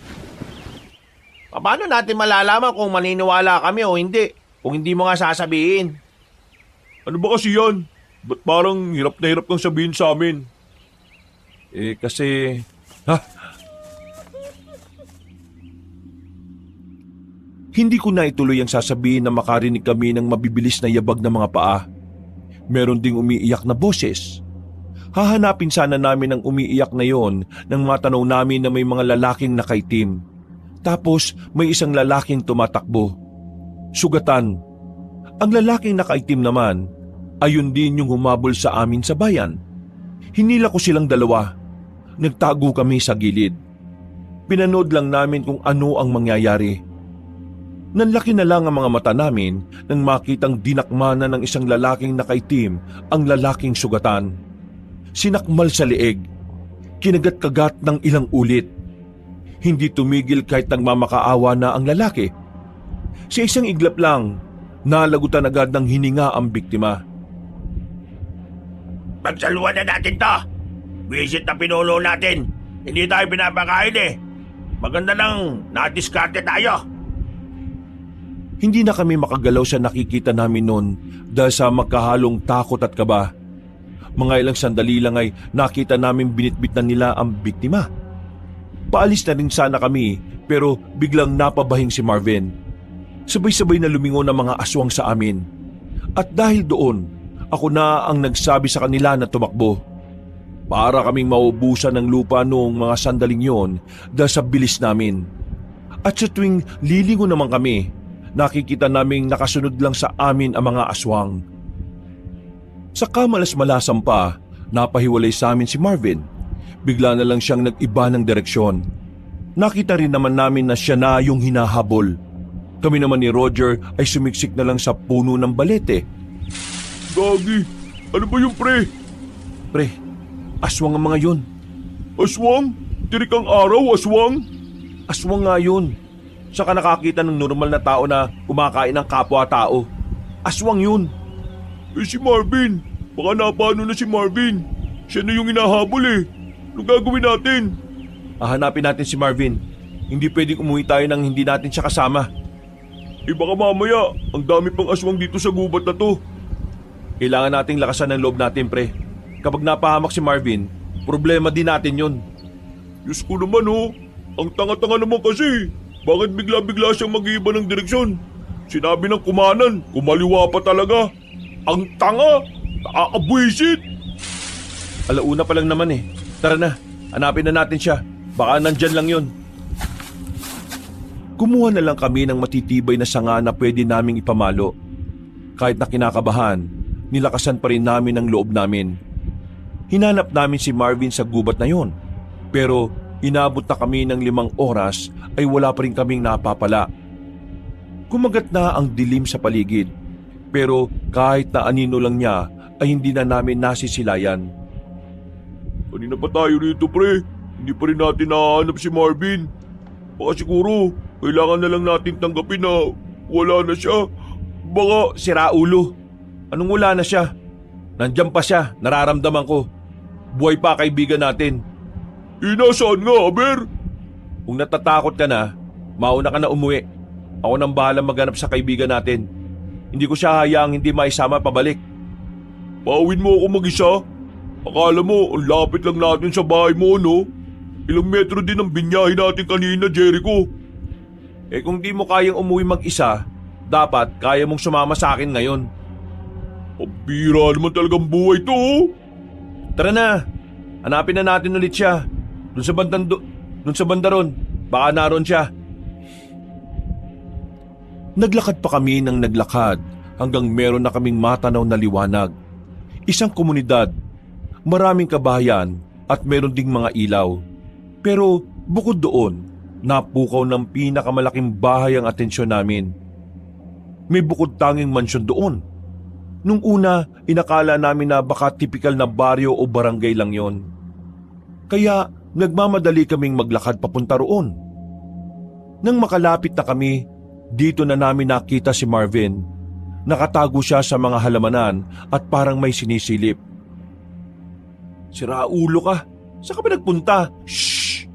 Huwag kayo maingay. Tingnan nyo. Nang sumilip kami sa tinitingnan niya, nakita namin ang harapan ng mansyon. Maraming mga nakatayo doon. Sa gitna nila ay isang matandang magara ang suot at mukhang mayaman. Mga aswang ang mga yan. Naririnig ko kanina pa ang usapan nila eh. Meron daw isa sa kanilang namatay. Pagbabayarin daw nila yung mga tao. Teka, hindi kaya... Pinatay nila si Malia. Pinatay nila ang asawa ko.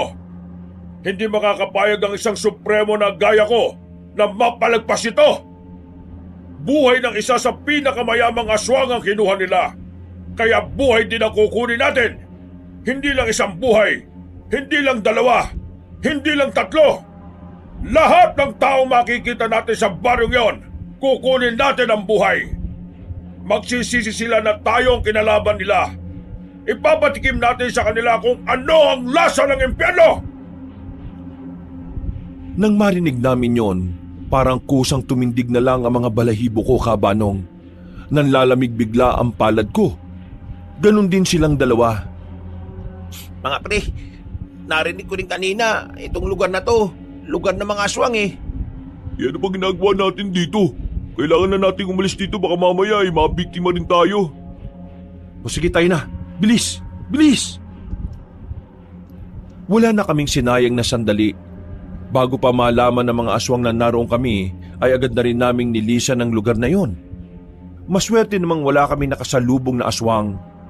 Hanggang sa makarating na kami sa kalsada. May mga napapadaan na naman ng mga sasakyan, kaya agad naman din kaming nakabiyahe. Sa puntong yun pa lang kami nakahinga ng maayos. Makalipas ang halos kalahating oras na biyahe, nakababa na rin kami sa harapan ng lugar namin. Mabilis ang lakad na ginawa namin. Dumiretso agad ako kay Nanalin pero wala siya roon. Kaya nagpaalam na muna ako sa 2 kong kaibigan at pinuntahan ko ang bahay nila Mang Lino. Nabutan ko silang naroon kaya nawala rin ang pangamba ko. O, Janica, nagmamadali ka bang makarating dito? Nasaan si Rancho? Nasa loob, maaga kong pinatulog. Alam na namin kung saan nagkukuta ang mga aswang. Teka, paano nyo nalaman? Sino kasama mo? Kasama mo yung dalawa mong kaibigan? Malamang, di ba 3 kaming namumundo kanina? Aksidente naming nadiskubre yung isang barangay o baryo ba yun? Tapos, merong malaking bahay doon. Malamansyon. Narinig namin yung isang matanda, mukhang mayaman siya eh. Tapos yung tinira mo ng palaso na matandang babae, Mang Lino, asawa nun. Ang sabi niya, magiganti sila sa inyo sa lugar ninyo. Lahat ng taong makikita nila papatayin daw nila. May sinabi ba silang araw kung kailan sila aatake? Wala walang araw, walang eksaktong lugar. At ang sabi lang nila ay magbabayad daw kayo. Mang Lino, anong gagawin natin? Mukhang masisira ang pinaplano nyo dahil mas mapapaaga ang laban. Si Rancho, isasama na namin siya sa Maynila. Mas ligtas siya ron. Hindi pwede. Bakit hindi pwede? Milyonaryong aswang ang lola ni Rancho. Marami siyang koneksyon. Sa mga sandaling ito malamang sa malamang, kinukontak na niya lahat ng kakilala niya sa mga pier para hindi makalabas ng probinsya ang batang yan. Paano gagawin natin sa batang yon? Paano natin siya may tatago? Dito naman luluso ba mga aswang Hindi sa lugar ninyo. Kaya dalhin niyo muna ang batang yun sa inyo. Dalhin, ikaw na ang bahala sa kanila. Ano, kaya mo ba? Hindi ko alam, pero susubukan kong kayanin. Ngayon ko na magagamit lahat ng tinuro sa akin ni Lola. Paano ba yumayaman ng mga aswang? Bakit parang ang dami nilang koneksyon dito sa Pilipinas? Iba kasi ang nagagawa ng pera. Kayang tapakan ng pera ang tunay nilang kulay. Marami siyang illegal na negosyo malamang sa malamang. Sa ngayon, magtiwala ka na lang muna sa amin ni Mang Lino. Wala ba talaga akong pwedeng gawin? Gusto ko makatulong Ang mabuti pa, basahin mo ulit ang libro ni Lola. Tapos saka ka magdesisyon kung talaga bang gusto mo ang buhay ng isang manunugis. Sandali lang akong tumambay doon, Kabanong. Hindi ko na muna kinuha si Rancho sa kanila. Nagpaalam na rin ako ng ilang minuto lang din ang nakalipas. Pag-uwi ko sa bahay, inabutan ko ang dalawa na mulat pa rin. Tulala rin sila. Ganun na ganun ang reaksyon ko nung unang beses kong malaman ang tungkol sa mga aswang. Pre, totoo pala talaga ang mga aswang? Hindi ako makapaniwala, pre. Diyos ko, meron pala talaga nun dito. Sa katunayan yan, tungkol din doon ang dahilan kung bakit balisa ako palagi. Ibig sabihin, alam mo na bago pa namin malaman? Oo, alam ko na. Pero may mas higit pa ron. Anong ibig mo sabihin, pre? Alam ko ang aswang. May ideya na ako dahil sa librong nabasa ko. Pero hindi na muna ako kagad naniwala Si Nalin, yung pinsan ko, siya ang nagsabi sa akin na totoo yun. Pinagdududahan niya kasi si Rancho. Si Rancho kasi, aswang. Ano? Aswang yung batang yon? Oo, sandali lang. Hindi pa ako tapos. Oo, aswang si Rancho. Pero hindi siya gaya ng ibang aswang na nakita natin kanina. Inosente si Rancho. Biktima lang din siya ng mga tinuturing niyang lolo at lola. Gagamitin siya ng mga aswang para maghasik ng lagim. At yun ang pinipigilan ng mga manunugis. Teka, wait lang. Seryoso? Aswang si Rancho? Kung anong sinabi ko, totoo yun. Aswang pala si Rancho Bakit pa natin siya inaayanan dito sa bahay? Nakikinig ka ba? Hindi nga raw masama si Rancho. Mabuting bata si Rancho. Kahit aswang siya pero ang puso niya parang sa tao lang din. Paano tayo makakasiguro na mabuting aswang nga yung batang yan?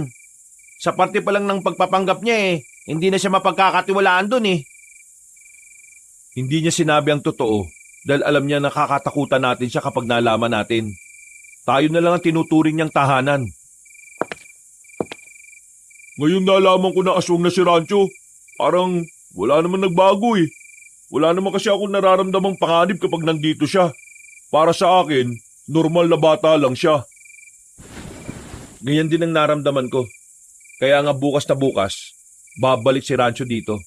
Poprotektahan natin siya para hindi siya makuha ng mga aswang. Ha? Seryoso ka ba? Lalabanan natin yung mga aswang? Naririnig mo ba yung sarili mo? Nakita mo naman kanina, di ba? Kumakain sila ng tao nang walang kahirap-hirap. Tapos, gusto mo isugal natin ang buhay natin para sa isang bata na hindi naman natin kilala? Kailan lang naman dumating sa buhay natin yan eh. Hindi mo naiintindihan pare. Hindi lang naman ito tungkol kay Rancho. Tungkol din ito sa buong probinsya natin. Meron silang balak na magasik ng lagim dito. Kay Rancho na mismo nang galing. At naniwala ka ulit. Oo naman. Dun siya galing eh. Yun nga ang punto ko. Galing siya sa mga aswang na yun. Ibig sabihin, masama rin ang batang yon. Baka mamaya nilinin lang niya lang tayo. Pre, pinaliwanag na sa'yo, di ba? Bakit ayaw mo pang maniwala? Wala ka bang tiwala kay Jericho? Hindi naman sa ganun. Pero ito kasi madali kasi itong maniwala eh. Marvin pre, kailangan ko ng tiwala nyo ngayon. Makaisa na lang kayo. Hindi na nagsalita pa si Marvin. Bumuntong hininga na lamang siya sa gilid. Sa huli ay nakumbinsi din namin siya. Kaya kinabukasan ng umaga, pumunta na si Nalin at Rancho sa bahay. Ayon kay Nalin, maagang umalis ng lugar si Mang Lino para paghandaan ang gagawin nilang pag-atake sa mga aswang. Makinig kayo. Wala munang aalis ng bahay ngayong araw hanggang mamayang gabi. Kahit na anong mangyari, hindi kayo pwedeng lumabas at bawal na muna mag-ingay. Naintindihan niyo ba? Hindi ba pwedeng umalis na lang tayo? Hindi. Delikado kung aalis. Dito sa bahay na ito, kahit na papaano ay may makakatuwang kayo. Nandyan ang mga kamag-anak namin. Hindi nila tayo pababayaan. Gusto ko lang pong humingi ng sorry dahil ngayon po nadadamay kayo. Oo, tama ka. Nadadamay kami. Tahimik sana buhay namin pero ito nangyayari. Uy, Marvin, huwag kang ganyan sa bata. Hindi yan normal na bata, no? Kahit pa, hindi porke aswang yan tatrato mo pang basura. Umayos ka nga. Mas nagmumukhang ikaw yung bata, Marvin Walang mangyayari kung magtatalo-talo lang din kayo. Sundin nyo na lang din ang mga sinasabi ko para walang mangyaring masama sa atin. Nung umagang yon, ay nanatili lang talaga kami sa bahay. Kahit na aminadong nababagot, ay tiniis na lang namin. Ang tanging prioridad namin ay mailigtas ang bata para hindi mapakinabangan ng mga aswang. Lumipas sa mga oras, sumapit na rin ang kinagabihan. Sa mga sandaling yun, hindi ko na maiwasang hindi kabahan. Kaya naman, pinagkukuha ko na ang mga nakatagong itak sa bodega. Binigyan ko si Marvin at Roger. Alam kong wala kaming kaalaman sa pakikipaglaban sa mga aswang, pero hindi ko kayang isipin na si Nalin lang ang haharap sa mga yon kung sakali. Kumalma lang kayo. Mas lalo kayo matataranta kung masyado niyong didibdibin ng mga aswang. Hindi dito ang destinasyon nila, kundi dun sa baryo nila, Mang Lino. Pero kailangan pa rin nating paghandaan ng mga hindi inaasahan. Mga pre, gamitin niyo ang mga itak na yan sakaling may maligaw dito. Huwag kayo matatakot. Walang problema sa akin. Dito lang kay Marvin, mukhang meron. Huwag ka na magmaktol pre. Wala naman ang magagawa yung pagmamaktol mo Kapag hindi natin to ginawa, mapapahamak lang din tayo. Oo na. Ako nang bahala sa sarili ko. Mabuti naman. Dinala ko na si Rancho sa kusina. Kasama niya si Roger doon. Kaming tatlo naman ni Nalin at Marvin nasa tapat ng bahay. Nagmamasid sa paligid. Ang iba kong kamag-anak, pasimpleng nakatambay na rin sa mga bakuran nila. Para isang hudyat lang namin, makakapag-respondi kagad sila. Alas 9 na.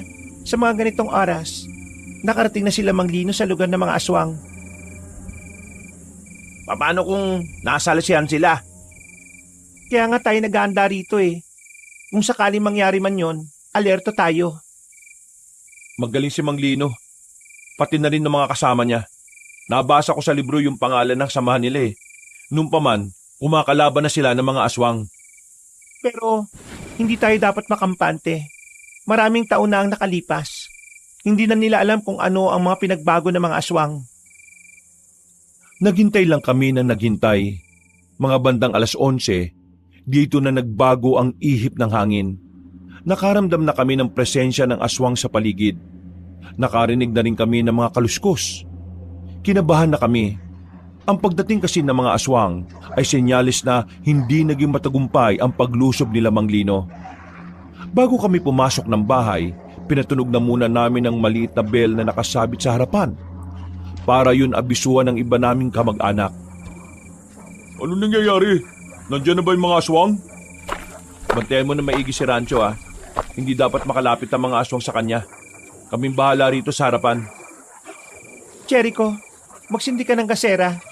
Ikaw naman, Marivic, kunin mo yung gas sa ilalim ng lababo. Anong Marivic? Marvin ang pangalan ko. Mukha ba akong babae? Ikaw sinasadya mo siguro para mapansin kita Huy, puro kalandi. Bilisan mo na. Nagmamadali kong kinuha ang gasera at kinuha naman din ni Marvin ang isang galon ng gas. Kinuha namin ang mga telang pinilas namin. Tinali namin yun sa mga sanga na kinuha namin sa likod bahay. Tinulisan namin ang sanga na yon para maging sibat. Sinindihan namin ang sibat at saka muli kaming lumabas ng bahay. Biglang nanlambot ang tuhod ko nang makita ang matandang lalaki na nasa bakuran na namin. Ang matandang yun ay ang matandang nakita namin sa lugar ng mga aswang. Unang tingin pa lang sa kanya, masasabi na kaagad na mayaman siya. Kasama niya ang mga aswang na nakakalat na rin sa bakuran namin. Dito lang kayo. Seryoso ka ba? Ayan na sila Sundin natin ang sinasabi niya. Siya ang nakakaalam nito. Magandang gabi sa inyo. Narito kami para makipag-usap ng mapayapa. Tungkol ito sa isang batang lalaki. At ang batang lalaki na yon ay ang apo ko. May nakapagsabi sa akin na dito raw dinala ang apo ko at kayo raw ang umampon. Wala rito ang sinasabi mo. Sino ka ba? Naaamoy ko siya. Malakas ang amoy niya. At nararamdaman ko siya. Kaya wala kayong pwedeng itago sa akin. Kung ako sa inyo, ibigay niyo na lang siya na maayos. Para hindi na tayo humantong sa kaguluhan. Akala mo magpapauto kami sa mga aswang na kagaya ninyo? Alam namin na kapag naibalik sa inyo ang batang yon, mas magtatagumpay na kayo sa mga binabalak ninyo. Ano bang alam mong babae ka? Gusto ko lang maibalik ang apo ko. Isa akong lolo na nag-aalala sa... Apo? May kapal-kapal talaga ng mukha na tawagin siyang apo. Gagamitin niyo lang siya sa kasamaan Uy pre, hindi ka ba natatakot? Mga aswang ang kaharap natin. Kala nyo siguro hindi namin alam ang totoong pakay nyo sa bata? Balak nyong kunin ang espiritu na nakasapi sa katawan niya. At kapag nangyari yon, mas magiging malakas ka. O ano, nagulat ka ba? Sino ka bang babae ka? Kabila ka ba sa mga manunugis na yon? Hindi nyo makukuha ang bata. Magkakamatayan tayo. At anong gagawin ninyo? Kakalaban ninyo kami? Sigurado ba kayo sa gusto nyong mangyari? Titignan na lang natin. Sige, total hindi naman kayo makuha sa maayos na usapan. Idadaan na lang natin ito sa karahasan. Mga kasama! Aatake na sana ang mga aswang pero agad na rin kumilos sa mga kamag-anak ko. Pinagbababato nila ng kung ano-ano ang mga aswang. Ang ilan pa ay may mga nagpaputok ng sumpak at pumukol ng palaso. Nataranta ang mga aswang. Hindi nila inakala na ganoon ang mangyayari. Medyo nabuhayan ako ng loob ng mga sandaling yun, Kabanong. Buong akala ko, magtutuloy-tuloy ang kalamangan namin sa laban. Pero sandaling umatras sa mga aswang. Pumunta sila sa madidilim na parte para muling bumuelo. At sa muli nilang pag-atake, dito na nagalusa ng mga kamag-anak ko. Kanya-kanya na rin silang pasok sa mga bahay nila. Nawala na mga putukan ng mga baril. Ang tanging maririnig na lang sa labas ay ang mga galit na tinig ng mga nilalang. Pre, umatras na mga kamag-anak nyo. Mukhang papasukin na nila tayo rito. Huwag kang mag-alala. May mga nilagay akong pangontra sa bahay na ito. Hindi sila basta-basta makakapasok. Ha? Ano yun? Huwag kang duwag. Kalalaki mong tao. Kahit basagin nila mga yan, hindi pa rin sila makakapasok. Sunod-sunod na pagbasag ang naririnig namin ng mga sandaling yon, Kabanong. Kaya kahit na ako, hindi ko na rin maiwasang hindi matakot para sa kaligtasan namin. Ano? Pamili kayo! Ibibigay niyo sa amin na maayos si Rancho o papasukin namin kayo dyan?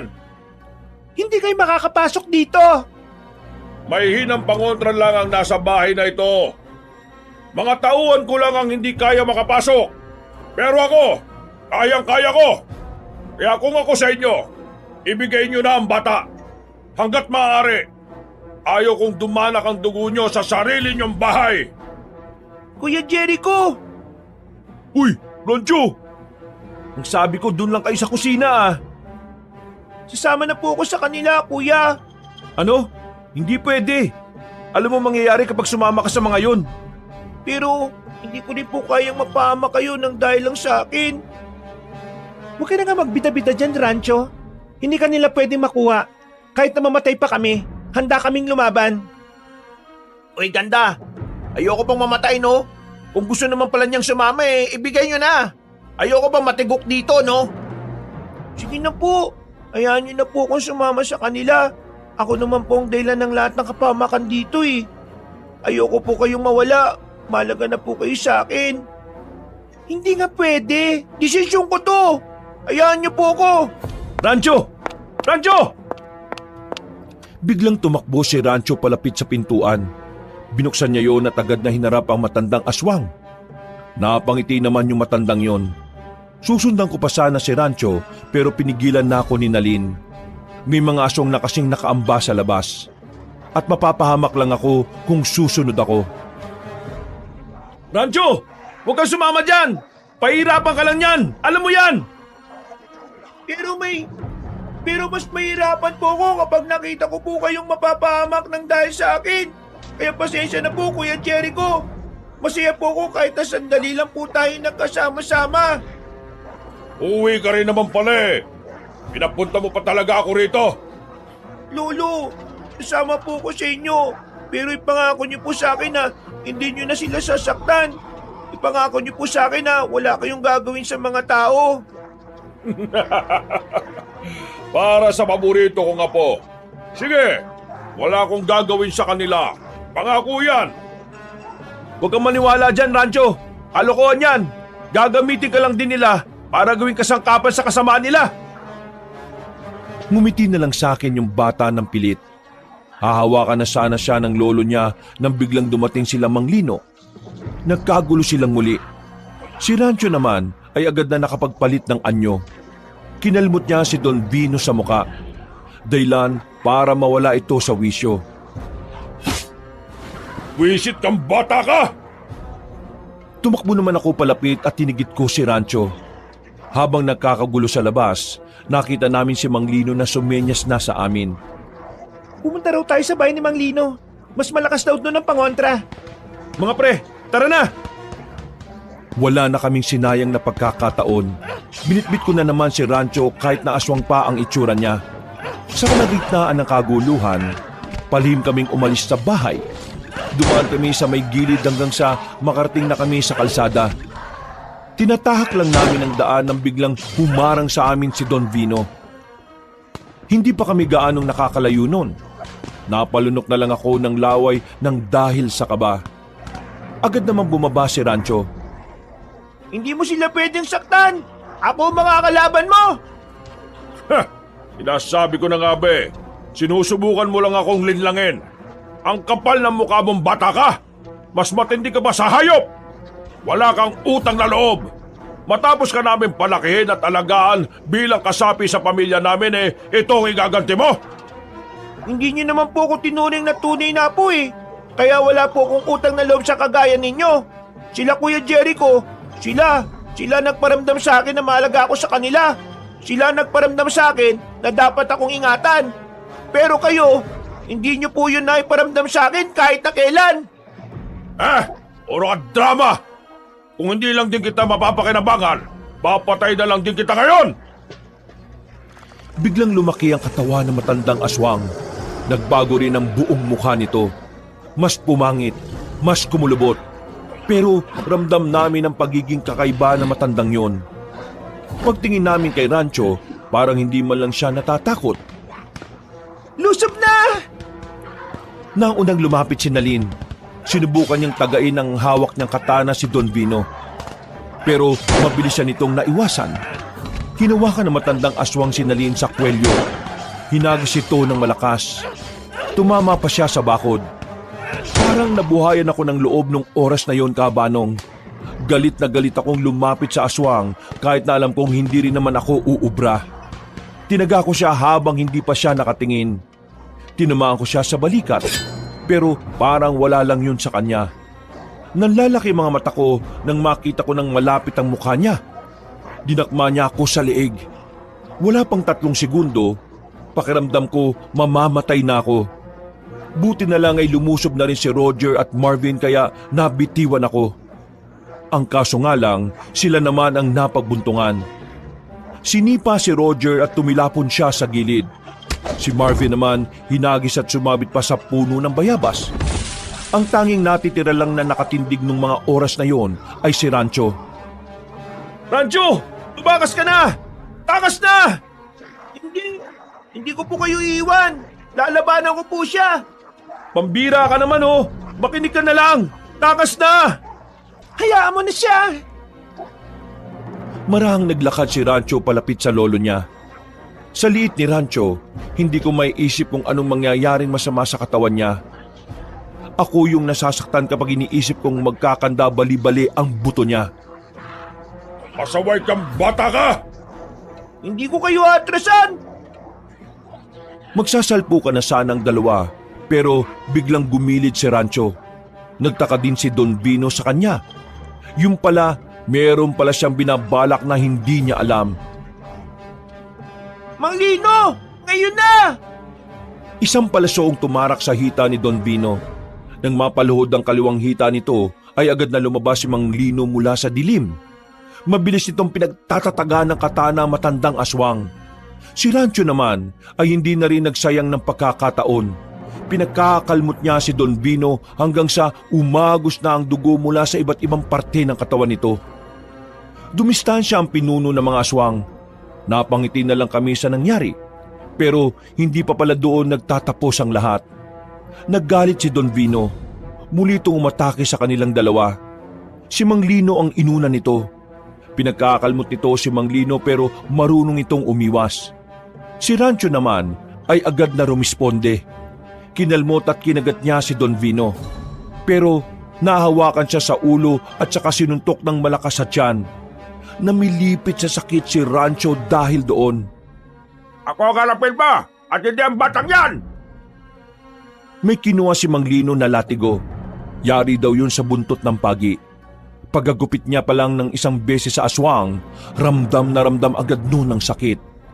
Hindi tinigilan ni Mang Lino ang paghataw niya. Nang makarecover na si Rancho, mabilis itong gumapang at sumampa sa likuran na matanda. Mang Lino! Gawin niyo na po! Bilis! Walang sinayang na pagkakataon si Mang Lino. Mabilis itong tumakbo at dinukot naman ito ang palakol sa likod. Hinataw niya ng palakol ang matandang aswang. Tinamaan yun sa ulo, kaya agad itong nagpaggewang-gewang. Hindi magtatagumpay ang kasamaan! Ha! Alas po! Mas malakas ang kabutihan! Pagsisisihan niyo ang ginawa niyo! Pagsisisihan niyo ito! Lolo, tama na po! Wala na po kayong magagawa!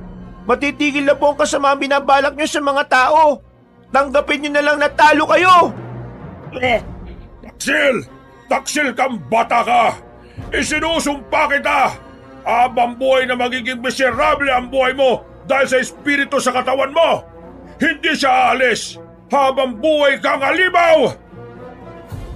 Sinilibanan ni Mang Lino ng apoy si Don Vino. Hindi pa ito nakontento. Itinarak pa rin ito ang katana sa dibdib. At sa mga sandaling yon, tuluyan nang ang napatay ang pinuno ng mga aswang. Pinilit kong makabangon para makalapit sa kanilang dalawa. Napansin ko naman si Rancho na parang nalungkot.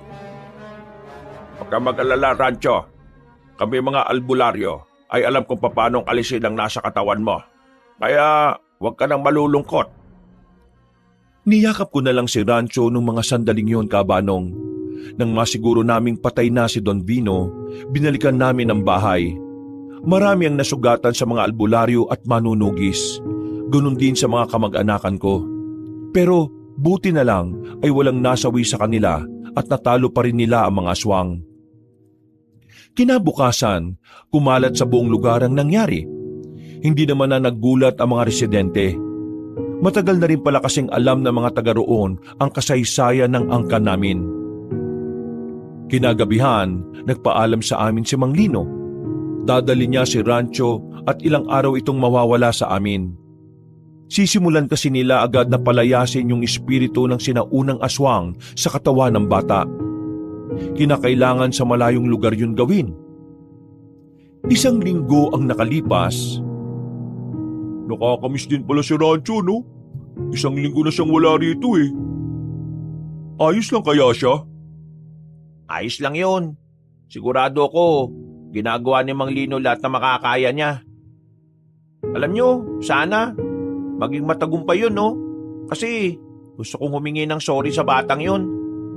Oo, ang harsh mo masyado sa bata eh. Sana nga maging maayos na siya. Kawawa naman si Rancho eh. Ang dami niyang pinagdaanan. Kahit na malis sa katawan niya, mananatili siyang aswang dahil sa likas sa kanya ang dugo ng aswang. Ayos lang ba yun sa inyo? Sa akin wala namang problema. Ang mahalaga sa akin, ligtas siya. Yun naman ang gusto natin, di ba? Natigilan ako sa pagsasalita nang makita si Rancho sa gilid ng gate. Kasama niya si Mang Lino. Ang sabi ni Mang Lino, wala na raw ang espiritu ng aswang sa katawan ni Rancho. Agad kong niyakap ang batang yon na parabang ako ang kuya niya. Sobrang saya namin sa mga oras na yon, Kabanong.